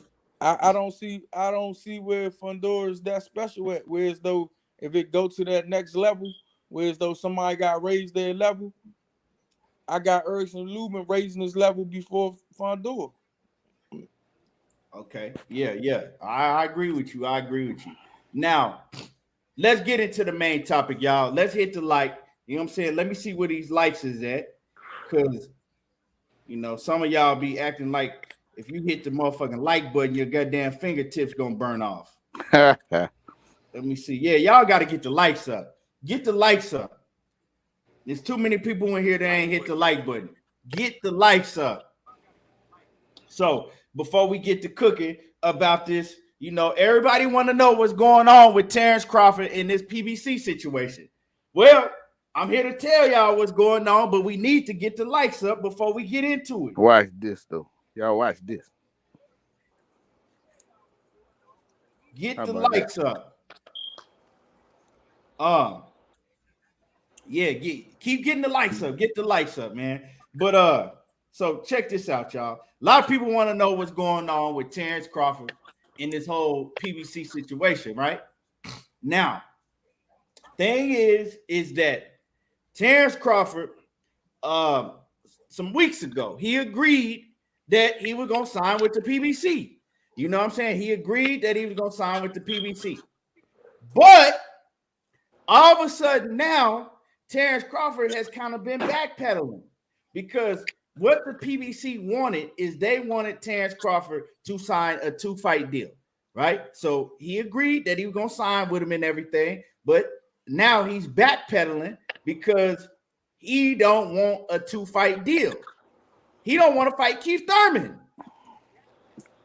He don't want to fight no Keith Thurman. So they wanted him, you know what I'm saying? They were going to put a Keith Thurman fight on the table, and he like, nah, I'm straight on all that, right? I don't want to fight no Keith Thurman. I want to sit out. Listen to this, y'all. I want to sit out until November, December, whenever we make the Errol Spence fight, and I want to go straight into the Errol Spence fight. I don't want to sign with y'all. I want to do a one and done. I want to, and chunk the deuce. I want one fight and chunk the deuce. Now, PBC was trying to set up something lucrative for him, right? A fight before he fights Errol Spence, and then the Errol Spence fight. Now, Keith Thurman is the first option for the PBC. So what they're trying to do is they're trying to actually, because he agreed to it, right, some weeks ago. But they're trying to get it in writing before the Errol Spence fight. They're trying to get it in writing, but now he's saying, nah, I'm not. I ain't really trying to. Nah. I need to wait and see what Errol Spence does, which is understandable. But check this out, y'all. They was trying to get it in writing because they want him to get on the podium. I mean, they want, you know how they're going to have Keith Thurman up there commentating. So I'm letting y'all know. Keith Thurman is he's supposed to be commentating the fight between Errol Spence. No, not Danny. First of all, let me get this shit straight. Danny Garcia wasn't even an option. He was not even on the table for an option. You know what I'm saying? Danny Garcia let them know right off the bat that ain't for him. He wasn't an option. So all that Danny Garcia shit, throw that shit out the window. All right. So going back to what I was saying, they was trying to basically get Keith Thurman and Terence Crawford kind of like, you know, to promote that, trying to get them both on the podium and shit, right? And trying to during fight week have Terence Crawford signed already so they could walk around and, you know what I'm saying, like, so he could be doing a part of the fight week, you know, promote the big sign and all that shit. But he like, nah, he don't want to do no talking. He don't want to do no interviews. And that was one of the problems with Top Rank. He don't want to do no interviews. He don't want to do none of the talk or none of that shit, right? So he kind of having a little, you know what I'm saying, he giving them a little pullback right now. Now I understand about the whole situation with, you know, oh, well, you know, I want to see what Errol Spence is going to do. I understand that. But I don't understand it when I get to the second part of what I'm going to let y'all know, right? So, yeah, he agreed to sign with them and everything, but now he's giving a little pushback. You know what I'm saying? Now, Errol Spence is really looking like that nigga with the shag. I don't know. But another thing, right, is Terence Crawford and Jermell Charlo. Now, Terence Crawford is telling everybody that's around him that he don't really like that. Now, it ain't no really. He don't fuck with Jermell Charlo at all. Like, it's personal with Jermell Charlo. On some shit, if he see Jermell Charlo, they might get it popping. He don't fuck with Jermell Charlo at all. And Terence Crawford kind of wants the Jermell Charlo fight worse than he do Errol Spence. He kind of want to fight Jermell Charlo worse than he do Errol Spence because he's saying that with Errol Spence, he ain't really got no problem with Errol Spence. It's kind of just business, right? It's just business. He's, you know, competitive business. With Jermell Charlo, he feels some type of way toward Jermell Charlo, and it's personal with Jermell Charlo. So he wants to prove to Jermell Charlo, and he want to prove to everybody that he can stop Jermell Charlo. He thinks that he can stop Jermell Charlo. He wants to knock out Jermell Charlo. And you ask yourself, like, fuck, why he got a problem with Jermell Charlo? Well, Terence Crawford has a huge ego. When you come up in a small town, when you that dude, ain't nobody gonna tell you nothing that you ever done is wrong. Everybody stroking your ego every second. When you get Jermell Charlo and he doing interviews and he like, shit, he cool. The Crawfords cool. But look at Errol Spence. Look at Errol Spence. And he loud and he boisterous. And Jermell Charlo is like, yeah, everybody talking about Crawford, but Errol Spence is that nigga. Look at what Errol Spence is doing. That's one thing that gets under Crawford's skin because he has a huge ego and he not used to hearing people talk about him like that. It ain't in Crawford. I mean, in Jermell Charlo didn't say nothing bad about him. He just didn't put Crawford on the pedestal and lick his nuts like everybody else do. You feel me? And I think, and this is my opinion, I think that really bothers Terence Crawford. It really bothered him. So he has some type of issue with Jermell Charlo, and he wants to prove to everybody that he wants to go up to 154 and he want to fight Jermell Charlo. and he don't want to. And he sounded like he kind of want to campaign at 154 pounds. He don't really want to stay around and fight Keith Thurman and nobody else. Now, some people might say it's because he's inching closer and closer to having to fight Boots. Now, we've been knowing that Errol Spence said he was going to move up to 154 a long time ago. Now, all of a sudden, Terence Crawford is like, nope, I just want to go straight into an Errol Spence fight, and I want to move up. So he backtracking. I don't know. Crawford, you know what I'm saying? He can fight. He got dog in him, but he wishy-washy. That's another reason why PBC he agreed, right? He agreed verbally, but that's why they was trying to get some shit on the dotted line with him because he's wishy-washy. And now for Terence Crawford to think that he could just go into a Errol Spence fight, sign just to Errol Spence and don't have to do nothing else, and they gonna do business with him like that, nah. But yeah, so he's giving them a little pullback. But at the end of the day, they putting more money on the table for him than he's ever made in his whole entire career, right? But for some reason, I don't know why he don't want to fight Keith Thurman. To me, Keith Thurman is an easy fight for Terence Crawford. From what I'm hearing, Keith Thurman ain't even in shape like that. We gonna see this weekend. We're going to see what Keith Thurman is looking like this weekend. But from what I'm hearing, Keith Thurman ain't even in shape like that. He ain't been staying in the gym like that. You feel me? So it's going to be, I say that's I ain't going to say easy fight, but that's a guaranteed win for Terence Crawford.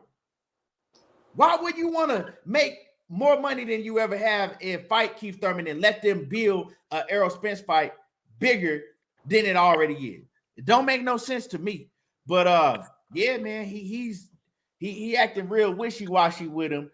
And that's what's going on with the situation. Now, another thing I want to let y'all know is that Terence Crawford and his whole team will be at the Errol Spence fight because a lot of y'all are asking, I wonder is he gonna show up? Yeah, he is gonna be at the Errol Spence fight. They are showing up.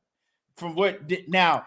I didn't get this from Terence Crawford. Bernie said it. Bernie the boxer said they all going. He said they going deep in band. They will be going to the Errol Spence fight. So when Errol Spence man down Ugas, I want to see if he's going to try to get in the ring. You know what I'm saying? So I don't know. That's what's going on with the situation. Let me see. Hey. I talk like that. You in here watching me, and I don't know who the fuck you is. That's what I'm talking like. But anyway, you know what I'm saying? Matter of fact, you're gonna watch me from the background. But yeah, that's what's going on. Knockout. I'm gonna go to you first. Man, look. I don't want to hear shit about nothing being personal with Jermell Charlo. That shit don't make no sense. Like, I don't know, like a competitor in you, if somebody else saying that somebody is better than you and they the man, like you supposed to want to go fight that person or go show them that they not the man, bro. You ain't supposed to try to go fight the person that is saying that you ain't the man. Go fight the person who everybody say the man is, bro. Straight up and down. I'm glad that they're gonna be at the fight. I'm hoping that, you know what I'm saying, everything is cool, everything is good. And then he get in the ring, and then that's the fight that we want to see next. And if you Errol Spence, look, I know the PBC may not want to do business with Bud like that and only give him one fight. But if you Errol, you got to go tell him shit. You gave Canelo one fight. This for my legacy. Give him whatever he need to make the fight happen. And what's really going on, what's really happening with that team over there and all you Terence Crawford fans, man, y'all see Errol Spence on his shit, bro. Y'all can act like y'all don't see it. Y'all can like that. Everything that he said, he coming for that man. Now they really trying to go get that man and go get that fight. And now all of a sudden we got energy changing up and shit like that, bro. I'm not trying to hear none of that shit that they talking about. Show up here in Dallas, show up to the fight, hop in the ring, and you gonna get everything you've been asking for, bro. It's just funny. People want shit until they get it, then they don't want it no more. Everybody asks for smoke until fire show up. Then when fire show up, people don't want that smoke no more. Just show up, bro. Just show up. Spence is gonna do everything he can to make that fight. And if you Errol Spence, You use that Canelo shit against Al. Al, look, I know you want to try to make, double fights off him. I know you want to feed him Keith Thurman. I don't give a damn what he want. That's what I need for my legacy. Go make that fight, bro. Straight up and down. So I ain't really got too much to say about that. That's some corny ass, lame ass shit. If that's what they own, talking about the shit with Jermell Charlo is personal. Why? Because he think the person that he trained with that's in his camp is the man. That's just like Bernie calling you the man all the goddamn time. You ain't got no problem with that shit when he ain't got no objectivity when it comes to the people he close to. But all of a sudden, Jermell Charlo, Errol Spence allowed him to come train with Derrick James. They close as hell. They friends and shit. What you think? You think Jermell Charlo gonna talk good about you over Errol Spence, bro? Get out of here with that soft ass shit, man. Anybody trying to hear that shit? Just get it popping. Just show up to the fight. Sign whatever deal. If you standing on the one fight deal, you said you got Errol number. Call Earl in. Shit, hey man, I only want to fight you. They trying to give me this. Can you see if they can only put you on the deal? I'm sure Earl will oblige you because he don't give a damn about nobody else's career. That man said he'll fight Jermell Charlo too if he in the way. So he'll go to Al, bro, because they did the shit for Canelo. So I man, miss me with that, bro. Just all he need to be thinking about is Earl Spence. It's just funny how when the fight get closer now, his fans, his team, everybody talking about other shit, bro. Everybody talking about other shit. Everybody want to talk about him moving up, fighting to win. I'm having arguments with people about how he can't just go skip the line over Tim Tszyu and shit. And that's what they want to talk about. They want to talk about him moving up to 154 pounds and all that bullshit, man. Anybody trying to hear that shit? Anybody trying to hear that shit? Stay your ass at 147 because you're going to get what you asking for, bro. And that's all I got, man. Hey, and another thing is, it's looking like that he don't have no intentions on fighting Ugas if Ugas won, right? If Ugas win, he ain't really interested in that Ugas fight like that, right? He more interested in Jermell Charlo. That's who he got like some type of deep ass fucking beef with Jermell Charlo. He don't like Jermell. So and that's some real shit. That's a fact. Zenith 360 says the deal could just be 2 fights with Spence versus Ugas winner and Spence and Charlo versus Castano winner. It's a ton of options. Why it seems the closer the fight get, the more BS come up. First steroid claims, now this. Now the steroid, the juicing and all that shit claim came from Bernie. Let's get that straight. They ain't come from Terence Crawford. Now, do they talk? Amongst themselves in private and say things, I don't know, but that didn't come from Bud. That shit came from Bernie. Bro. But every time Derrick James say some shit like the 700,000 pay-per-views, or every time Jermell Charlo say some shit, they say that shit is coming from Errol Spence and shit, bro. So on the flip side of that, like, man, tell that man to shut up, bro. Cause what if Errol Spence like, oh, y'all accuse me of what? Nah, I don't want that shit no more. What if hopefully he ain't on no petty ass, type of time like that and shit. But everybody just quit saying shit, quit talking about other shit to block the fight and keep the fight from happening, man. I want to, cause it sounded like one side really don't want that shit like that, bro. Real talk, like if that's how they moving and shit, nah, bro, you been asking for this shit, you gonna get what you asking for. Just stay right there, bro. Show up to the fight. They said they showing up to the fight. Show your ass up to the fight, bro. Straight up and down. Don't do nothing else. Don't talk about no Charlo. Don't talk about Castano. We don't want to hear shit about nothing else, bro. I don't want to hear shit about Josh Taylor. You need to be one way, one direction going for Errol Spence. Anything else, bro, then you've been bluffing this whole goddamn time, bro. Real talk. Well, I can tell you what. Al Hammond not gonna do that shit again. As far as having a 1-fight deal, that shit ain't gonna happen. Tell you that right now. He learned it. I hope he's a smart man. He gonna learn this lesson from fucking Canelo. I guarantee it. He gonna either sign a fucking 2-fight deal or the fight ain't gonna happen. I'm gonna tell y'all right now. And business wise, that's the best thing for him to do. You're gonna get paid the most money you ever got paid. You beat up fucking Keith Thurman and get Errol fight. The fuck? I don't see the problem. I really don't. You not. That means you're not sure about yourself. If you don't sign a fucking 2-fight deal, you want to go straight into the Errol Spence fight. Well, they're not gonna make that deal with you.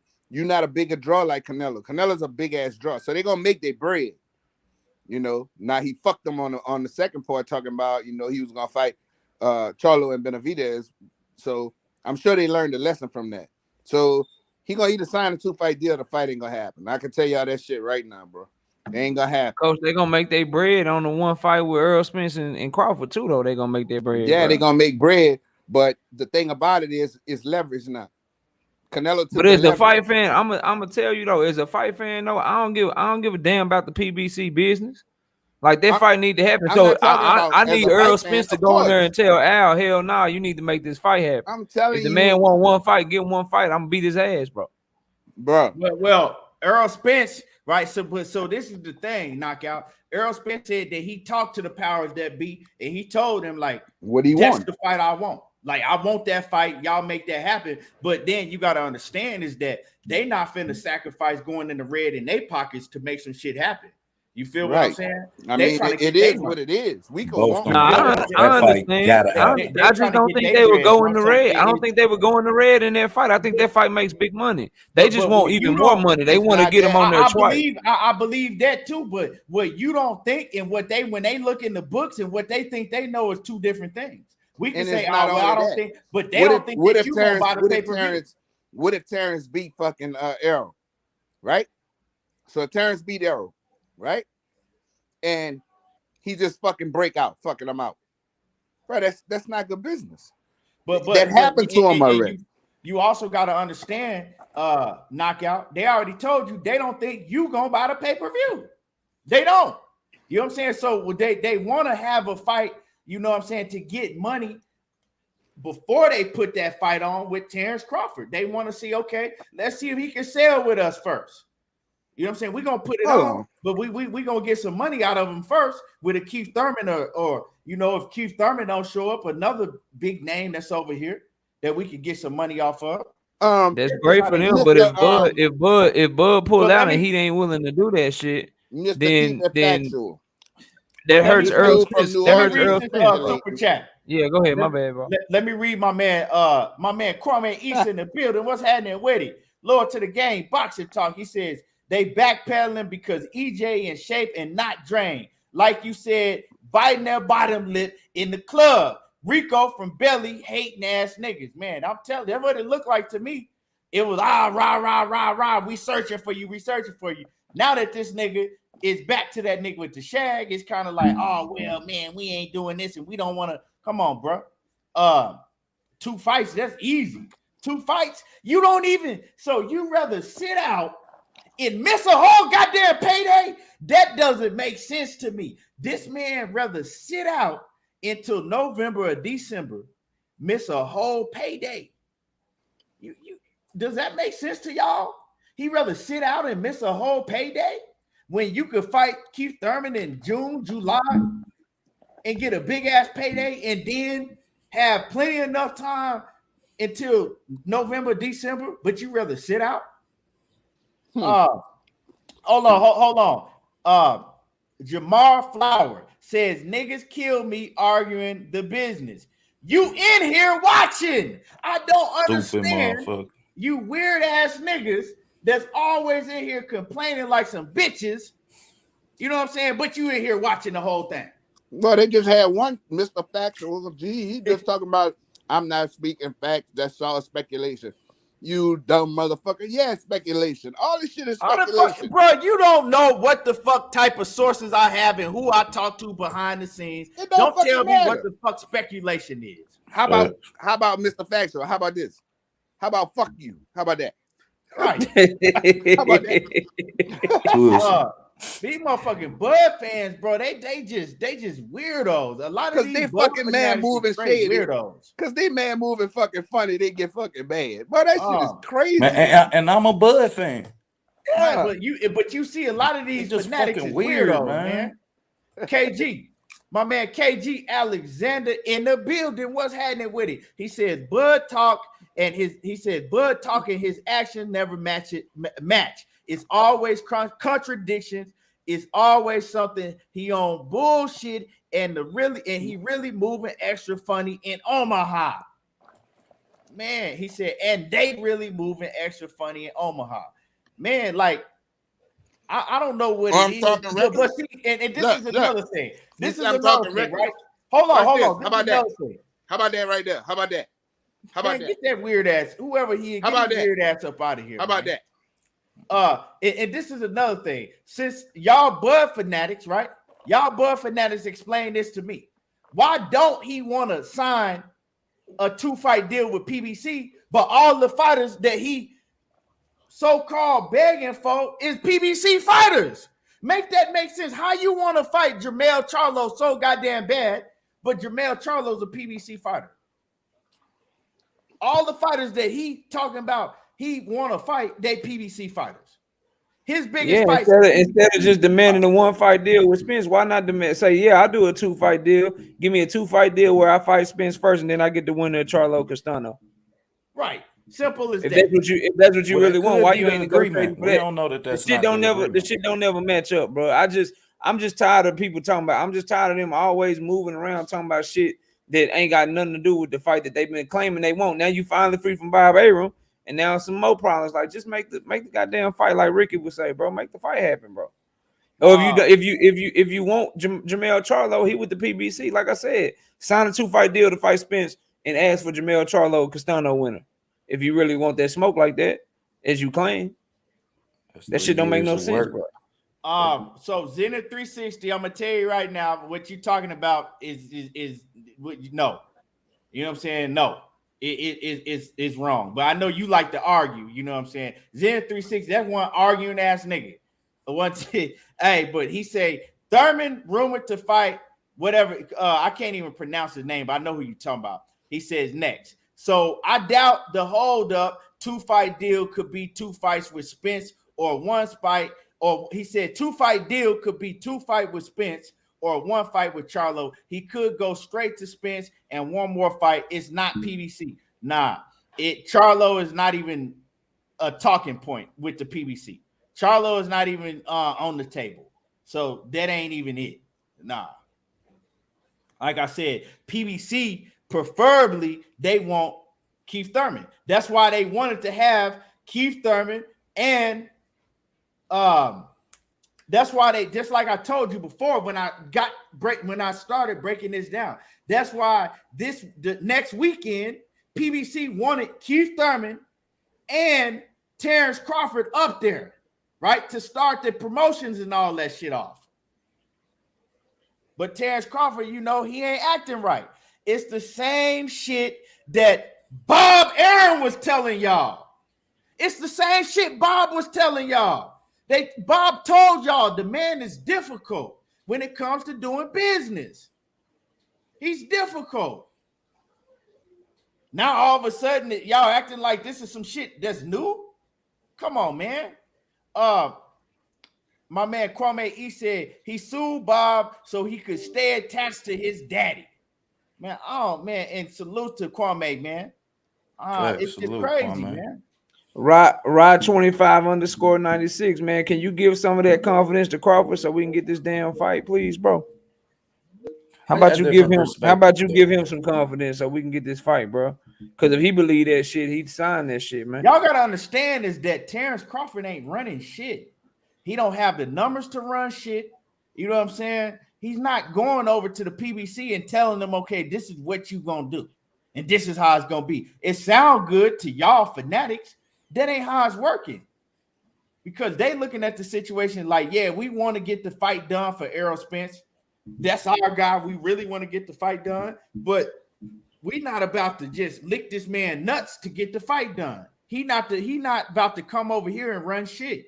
We're willing to pay him big money to get it done, but we got to have some shit on our end too. But you know what I'm saying, like my man World Combat Sports says, with all of this being said, you know, this what happens in negotiations, right? At the end of the day, he gonna sign. The fight is gonna happen. You know what I'm saying? He's going to sign. At the end of the day, he will sign. They will make an announcement after the Errol Spence fight. He gonna sign. But I'm just letting y'all know, because a lot of people wondering what's going on, you know, in the background. What's the hold up and what's going on? But this is what's going on. And that's my thing. It make no sense for them to announce a 2-fight deal. We just had rumors of it, and this the day of the Fundora and Lubin weigh in. We 1 day away, and we talking about Bud. So if I am PBC, I'm calling his ass like, man, whoever was talking, tell them shut the fuck up. Because they fucking up the church's money. They shouldn't be talking about your ass until after, goddamn it, the Spence you guys fight. I don't want to hear shit about the fight deal until after the Spence you guys fight. Well, I mean, that's just how shit go. You know what I'm saying? People talk shit. This ain't the first time. You feel me? But you know, I'm just saying maybe it ain't a backpedal type of situation. Maybe it's just a matter of shit. At the end of the day, it's how the church's money. Well, nah, what it is that he wants shit his way. That's just what it is. It's whether you look at it as he's backpedaling, whatever you look at it, he wants shit his way. That's just what it is. You know what I'm saying? He wanted his way. But now and y'all hit the like button. Smash on the like button. Hit my like button. Hit my like button. Now look at Scotty. Stay on this topic for too long because I'm gonna have to move on because I got to get off of here around 3. Now look at Scotty. What Scotty said. Patience. Scotty, you and the other Terence Bud Crawford fans was saying the nigga was ducking. So what to be patient about? Hurry up and make the fight. I mean, oh man, and y'all keep talking about Keith Thurman, an easy fight for him. No, he's not. But hey, I mean, Keith Thurman got enough power to stop Bud, or fuck that whole situation up. But you know, I never seen Keith in an easy fight. Keith. I mean, but the thing is I don't think that Keith Thurman is you know what I'm saying? Like, I don't think that Keith Thurman training like that. But you never know how Bud Crawford looks at Keith Thurman. Bud Crawford could look at Keith Thurman in a whole different light than we look at Keith Thurman. You never know. You feel me? You never know. Maybe he looking at it as I just want to fight Errol Spence because why you want to sit out and wait you want to sit out a year and go into an Errol Spence fight, and then if he do that and Errol Spence, you know what I'm saying, beat the shit out of him, what they gonna say? Oh, he need to get Bud off a year layoff. He made Bud have a whole year layoff. Hey, Scotty, get out of here. There we go with the insinuations and shit, bro. Scotty funny as hell, here man. with that dumb ass shit. You know, Scotty always like to come with that crazy ass shit. Yeah, man, because he ain't got no solid talking points to stand on when it comes to this conversation. If that's the fact, motherfucker, Bud Crawford never been on a clean drug testing platform, so we don't know what he off neither. You know what I'm saying? Come on, man. Nah, I ain't on that steroid shit. Lord to the game, boxing talk. He says, Bud the Aflac champion. Duck, duck, duck, duck, duck. Who he ducking, man? Who is he ducking? I'm not gonna say all of that, but he's just, bro. I don't look at Bud as no duck or none of that. I just look at him as somebody that's a star in a small town, and he used to having his way. Yeah. He used to everybody, you know what I'm saying, holding his nuts and licking them. You know what I'm saying? Praising him everywhere he go, and he has a huge ego. He's very know who prideful. He is licking his nuts. The WBO. He's very prideful. That's his problem. He's very prideful, and you at a disadvantage right now, bro. It's all it is to it. You at a disadvantage. All the good fights on that side of the fucking street. Sign the fucking contract. If you really want to be undisputed, if you really want to fucking get what you want, you gotta do what you gotta do. That's it. No ifs and buts about it. Yeah, you could, get the smoke. He's entitled. He feel like he's entitled. That's just that's the type of person he is. But that man went to skipping the line with Errol Spence to fight Jermell Charlo. Get the fuck out of here. And then, and guess what? If he dropped that fucking belt and go up to 154, if he dropped the belt, he still got to go see PBC. And not only that, If he dropped that fucking belt, whoever get that fucking belt, Earl gonna fight him for the undisputed. That's all he care about. He don't give a fuck who got the belts. He don't give a shit. Errol Spence does not care who has the fucking belts. Now, will he make a lot of money with Terence Crawford? Absolutely. But Errol Spence want his fucking name in them fucking books forever. That's what he wants. And that's his main goal, bro. His main goal is, I want to be undisputed in the full belt era at welterweight. Point blank, period. He don't give a fuck if Joe Blow got the fucking belt. He don't give a fuck. He just want them fucking belts. And he been saying that shit forever. He don't care who had the belt. When Manny Pacquiao had the belt, he's gonna fucking go whip Manny Pacquiao ass at WBA. Ugas got the belt. Okay, fuck it. I'm going whip his ass now. He don't care. He don't care about Terence Crawford. He don't give a fuck. All Errol Spence know, I want all 4 of them belts. And if Terence Crawford still got the belt, he gonna come out at him. Period. That's it. Well, Terence Crawford gonna have the belt when, you know what I'm saying? Right. We only a week out. We only a week out. So now what I'm looking for, because we got to get to the last topic, but what I'm looking forward to is to see if Terence Crawford get in the ring. Ain't nobody gonna stop him from getting in the ring now because he's not a top-ranked fighter no more. And he wasn't stopped from getting in the ring last year. Whatever happened. It ain't gonna happen this time, right? They gonna let him get in the ring, and let's see if he get in the ring. And I'm waiting to see what go down, because you could believe that Errol Spence is finna call him out after he go through Ugas. You better believe that. Now is the time, right? He told y'all what he was gonna do. He's done exactly everything he said he was gonna do. He never backtracked, and it's the time now. So next Saturday, it's gonna go down. So let me read this super chat, and then we're gonna move on to the next topic. My man, Lord to the Game Boxing Talk says that was for Scotty. Aflac duck. Hey, him and Scotty be fucking with each other. Oh man. But so let's go ahead and move on. Y'all. Now, Gervonta Tank Davis, right? Gervonta Tank Davis and Floyd Mayweather. What I tell y'all about Floyd? I've been telling people this shit for years about Floyd. Right. And when it comes to Gervonta Tank Davis and when it comes to Floyd, just all around. You know what I'm talking about? I've been telling people how Floyd is for years.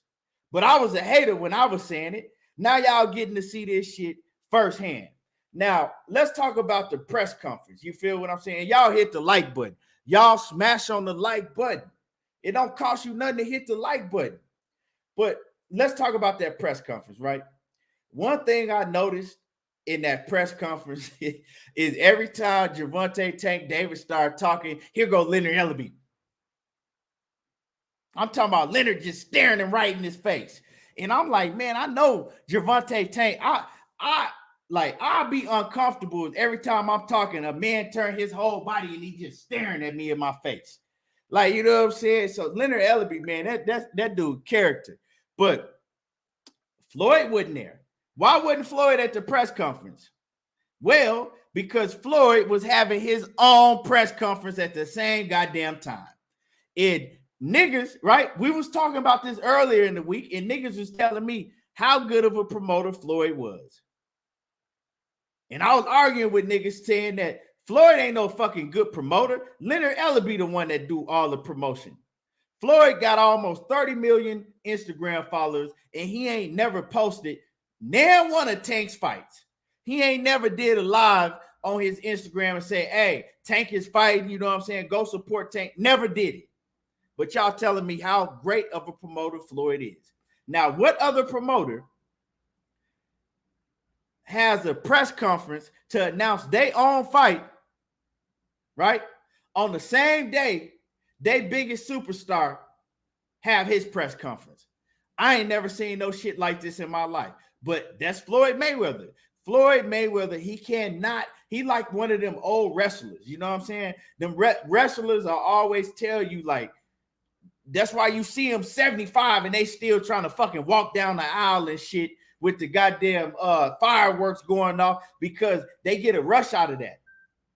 once the fans ain't rooting for them no more, and once they not in the limelight, they don't feel like that they worth nothing. He got billions of dollars, but unless the spotlight is shining on Floyd Mayweather, he don't feel like he have it worth. That's just what it is. Y'all look at, oh man, he's rich. He's rich. That man been rich for so long. That shit is just second. You know what I'm saying? That ain't nothing to him now. He needs that to feed his ego. He needs that shit to feed his ego.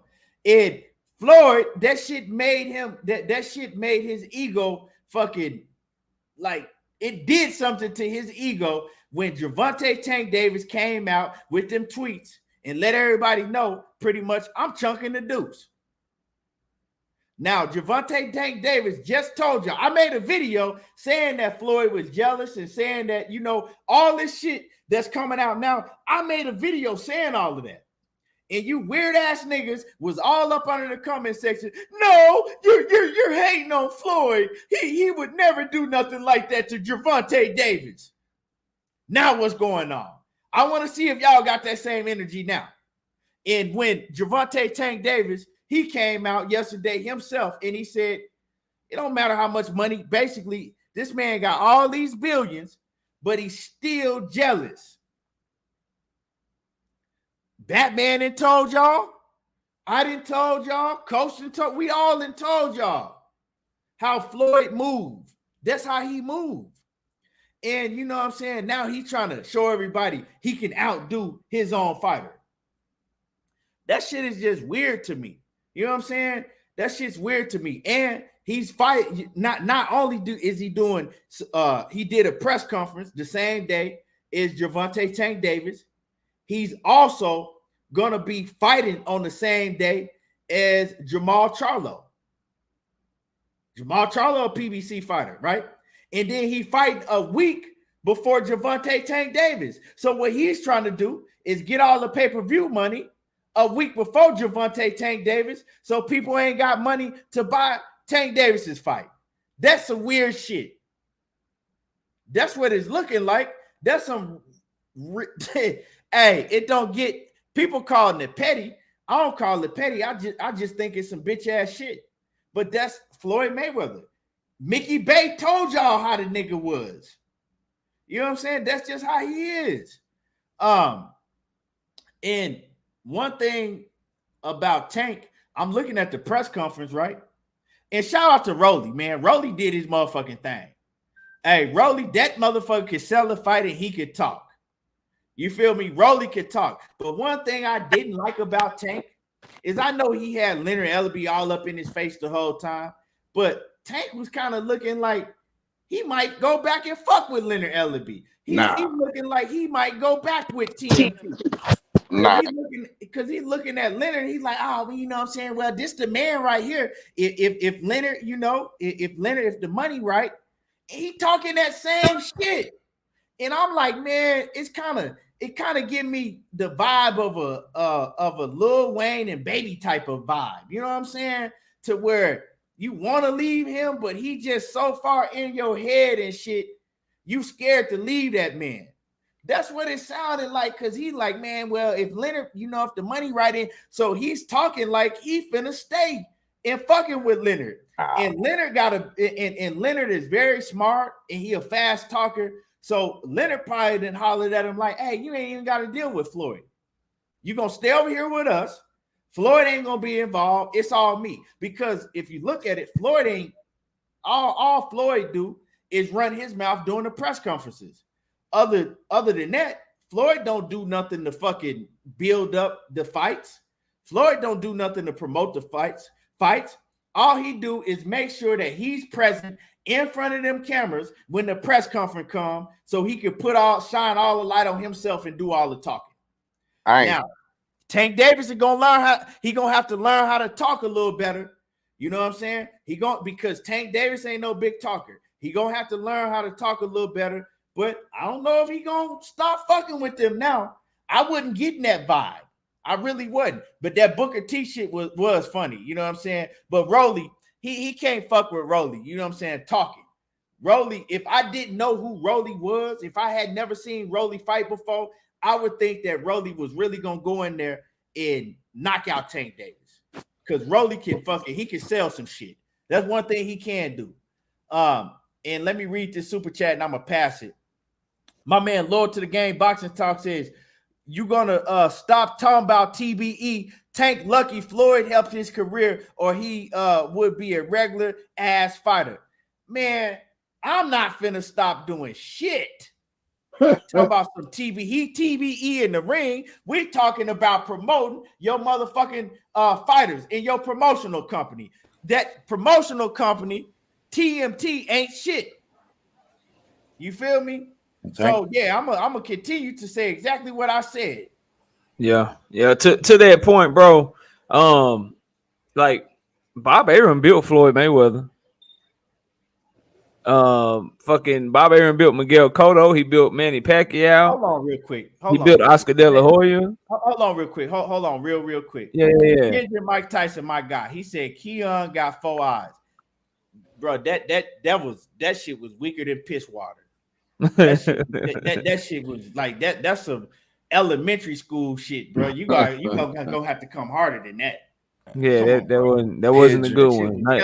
Try and come back, but just to that point, bro. Like this notion that Tank is supposed to show some loyalty to Floyd because Floyd helped him actually did his job as a promoter. Like it's people that did a much better job than Floyd did with fighters, and the fighters still left him because they outgrew him. Like Bob Arum did a much better job with Floyd Mayweather than Floyd Mayweather did with Tank Davis, but Floyd Mayweather still left Bob because he outgrew him. Tank is just outgrew Floyd, bro. Like it is what it is. Bob Arum did a great job with Oscar De La Hoya, but Oscar De La Hoya got big enough to where he didn't need Bob anymore, bro. Like this is the natural progression of what happens nowadays in boxing, and it's because of Floyd Mayweather. It's like people want to praise Floyd Mayweather because he broke the bank. He figured out, oh, I don't need a promoter. I'm big enough. I can go do this shit on my own and start my own promotional company. Now, Tank Davis is trying to basically follow in those footsteps and do the same thing, and people acting like he should stay with Floyd. Like y'all are watching Floyd Mayweather have a press conference and announce a fight on the same day that his star fighter has a press conference. Y'all are watching Floyd Mayweather do everything he can to belittle Tank at every turn, but then saying that Tank need to stay with him. The fact that Floyd is behaving this way shows that he never had any good intentions with Tank in the first place. And he was lying when he said, oh, nothing lasts forever. I wish him the best. I love him like a son. I'm always, all that bullshit he was saying. Then just to be like, oh, that's your press conference. All right, shit. I'm gonna let him know I'm fighting my old sparring partner on the same day, an hour or two before your press conference. So I don't see how people can see all this shit and still be like, man, Tank wrong, man. He should stay with Floyd. Like that's some old that shit crazy to me. Like I understand. Like I'm sure pretty much everyone on the panel were fans of Floyd Mayweather when he was a fighter, but as a promoter, bro, he did make Tank millions. He built him up, cool. But now it's time for Tank to take that shit and run with him. Why should we want as fans? Why do you want people to have continuously had their hands in Tank pocket when he don't need their hands in their pocket? Like he don't need Floyd to go get big fights. As a matter of fact, I would argue that Floyd is a detriment to getting him big fights because every fighter that we want to see Tank fight right now, pretty much all of them except for a few, they all fight on other promotional companies, the Zone and Top Rank. Ain't really a lot of top level smoke for him at the PBC. And Floyd is not only mad at Tank Davis, he's also mad at Al Heyman in the PBC because make no mistake about it, no matter what Tank Davis does, Al Heyman is probably still going to be his manager. And so it's not an accident that he announced the fight yesterday, and it's also not an accident that he is trying to fight on the day that Jermell Charlo is already fighting on. So he's being very, very it's some hoe shit to me right now, for lack of a better term. So he's being very, very hoish in my opinion, and he's just proven all of the people like myself who said Tank Davis need to go out on his own. He's just proving us all right, bro. He's just proving us all right with how he's acting right now. Like, if you're doing this now, that means you never had his best intentions at heart. What it is he only had Tank. It's the same shit that we say about Bob Arum. Y'all just hate it because it's true about Floyd too. What it is if he can't get money off of you, if he can't get bread, bro, if he ain't got no say so in getting clout off of you and being able to get in your pockets and make money off of you, then he ain't got shit positive to say about you, bro. And he don't want nothing good from you. And so what's happening is he's like, damn, I don't get to make no money off of Tank no more. So let me shit on him. and he trying to shit on him like on some hoe shit. So I don't like the shit. I'm glad Tank is out of there. I ain't getting no energy from him that he gonna stay or mess with Floyd or no shit like that. The energy I'm getting is that he done with they ass. And last thing on the press conference, I don't know if I watched a different press conference from the homie Key. I might have to go back and rewatch it, but I thought Tank was talking his shit, and I thought he was barking on Rolly. And Rolly looked like he was flinching every time Tank was in his face. I like angry Tank. I like Tank press conferences. He was when talking Floyd ain't there, bro. When he got angry, yeah, but he was struggling to keep up with Rolly. But when he got angry, yeah, he said a couple things and he started talking shit when he got mad. And then when he was in Rolly's face, he did. That's what made me know when they came face to face. I said, "Oh, Tank gonna knock his ass the fuck out," because Rolly, you could tell Rolly's like he kind of bowed down a little bit. He wasn't really hyped like he was when Tank got. I thought his coach talked much better shit than him. Rolly didn't seem witty or shit, I didn't hear nothing coming from him that just made me like, okay, he's talking this shit too. But Rolly was talking that shit. Like I don't. But long story short, you can't win a fight at the press conference. And I passed the coach. Floyd shit. I totally agree with everything that you're saying. The press conference shit. I like Tank when Floyd ain't there. I agree with you. Like, I don't have no problem with it, but maybe stop saying the N-word because there's gonna be certain people that have a problem with it. But all that up in your face shit, that aggressive shit, aggressive Tank popping off shit to people in press conferences, sign me up, bro. Sign me up. That's it. That's all I got. And let me go. Y'all get y'all in. I think I got 10 more minutes, and I'm gonna have to wrap it up. So yeah. Well, only thing I got to say is Floyd Mayweather is the biggest narcissist I ever seen in my life, bro. That shit is ridiculous. You got all of this money and you fucking petty and childish, and then you're gonna sit here and tell everybody, yeah, I'm gonna milk the bank again, this and this. Dude, I'm not fucking watching that shit. I don't care about it. Go sit the fuck down. And another thing, I think that Tank has matured so much in his behavior, in the way he talked, and everything else. Now, I didn't think that he's talking about signing back with him because they tried to get his contract being up, and he said, I don't want to talk about that right now. He said that when after the press conference when they were interviewing him. He said he don't want to talk about that right now. And Leonard Ellaby was standing there with that dick look on his face because, believe you me, Tank is not signing back with them people. It's not going to happen. Now, he might do business with them as far as doing a fight with them with one of their fighters if it come down to that. But he was basically talking about Keith Thurman. He was saying that, would you fight Keith Thurman? He was like, if the money right, he would fight him.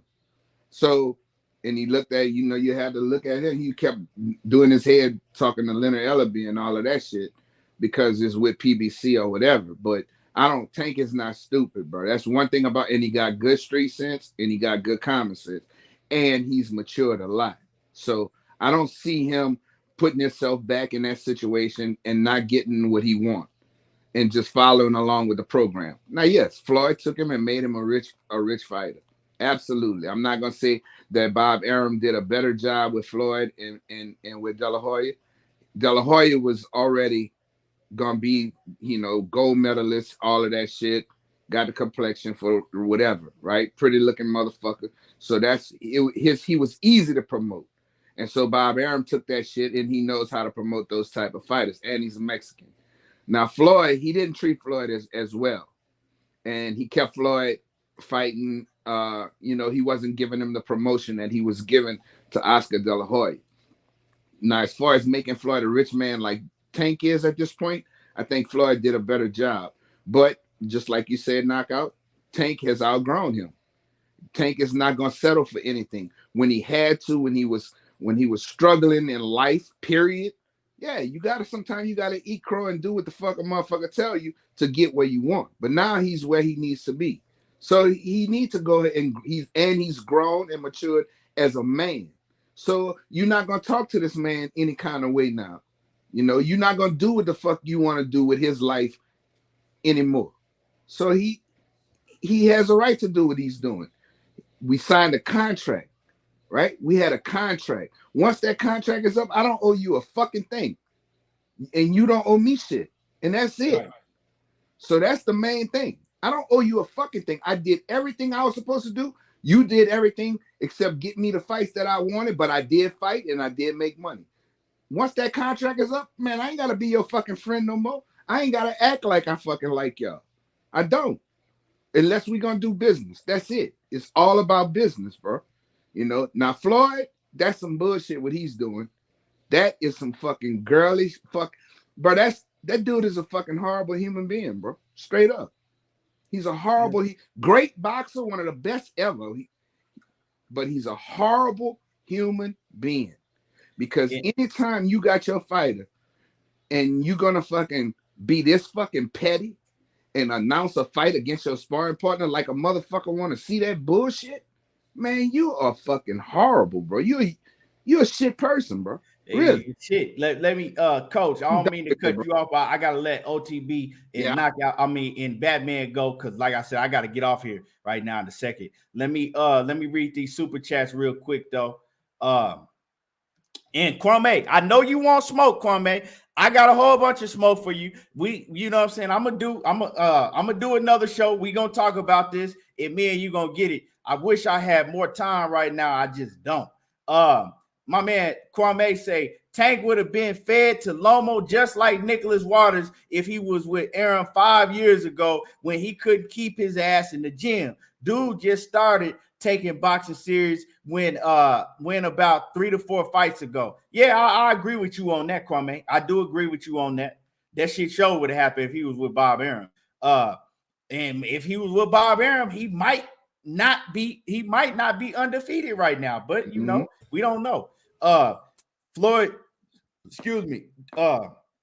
Lord to the game boxing talk. My man Kwame says Floyd done a better job with top ranked than Bob. Floyd done a better job with Tank than Bob did with Bud, while he was losing belts on the scale and getting him title shots against small guys. Number facts. Yeah, he did, but he didn't give nobody. He did a great. I ain't gonna lie. He did do a great job of potentially protecting Gervonta Tank Davis. He did a great job, but he did it for himself. He did it for himself because y'all got to understand that wasn't for Tank. That was for himself. Right. That was the only fighter he had on his stable. But let me let OTB you go real quick and then pass it to Batman. I got to wrap it up. Yeah, man. I just want to remind everybody of when Tank told everybody why he feeding me the 4 straight champions. And I did have to take that into consideration because once upon a time, Tank was complaining. When I looked at the digress of you made me think about it when you said maybe his talent digressed. And that's the where we just now seeing Tank box. We been knew he had that power. So shit, maybe, yeah, man. And Tank did complain about that. Like, shit, why I'm the only fighter that fought 4 straight champions? Why I gotta keep straight? Now we feed you 4 straight bombs, you ready to get out the house. So you know, it's 2 perspectives there, everything, but we all know what's really going on in that situation. And like I told y'all, this ring around the rosies, Tank ain't going nowhere. He gonna be right back on Mayweather coattail. This about him selling a fight. Tank don't never do a lot to sell no fights because knockout sell they self. But I'm gonna let Bat get out of here. Go ahead. Man, like Keith said, man, Bob did better than Floyd, cause Floyd resume, his legacy is intact. Tank's not. Man, at the end of the day, I mean, Tank supposed to do what he doing. Y'all built me up. I'm my own man now. I'm gonna go off and get my own money. But man, that's all I gotta say though. I mean, like I said, I don't know if he gonna leave though. You know what I'm saying? From what it was looking like to me when Leonard Ellaby was right there staring in his face when he was talking, he was like, because they asked him about Keith Thurman, and he was like, well, you know, if he was like, shit, if the money right, and he looked at Leonard Ellaby, if he got the money right, so I don't know. And Leonard Ellaby don't promote Keith Thurman. he promote Gervonta Tank Davis. So, you know, if I was just looking at the situation, like if you was leaving TMT, why would you be looking at Leonard Ellaby in regards to a future fight? I don't know. We'll have to see. We'll have to see. But I don't think all of that shit was for promoting the fight, because I know the history of the shit that's going on, and Tank Davis ain't been happy for a minute with the shit that they been doing. Well, with how Floyd Mayweather moved, I don't know how he feel about Leonard Ellaby, but I know he ain't been happy for a long time with how Floyd Mayweather moved. But he always go back, Key. Yeah, he do. But man, like I said, I gotta wrap it up now. I appreciate everybody for coming through in the building. Y'all hit the like button, smash on my like button. I appreciate all my brothers that got on the panel. We got a hell of a fight weekend. I know Knockout is gonna do his show on Sunday morning. Yes, sir. OTB, he got a breakdown. OTB, he got a breakdown, and he broke down a couple fights. So y'all make sure that y'all go sub to Knockout Boxing 86 TV, and then y'all go sub to my man OTB, Outside the Box Media. But he changed it to, what you changed it to, OTB? OTB Boxing Class 1-on-1. Yeah. OTB Boxing Class 1-on-1. I got to get up out of here, man. I appreciate all my brothers. Y'all hit the like button, and y'all already know how to do. There you go, talking that boxing again. And I'm gone, y'all. Peace, bro.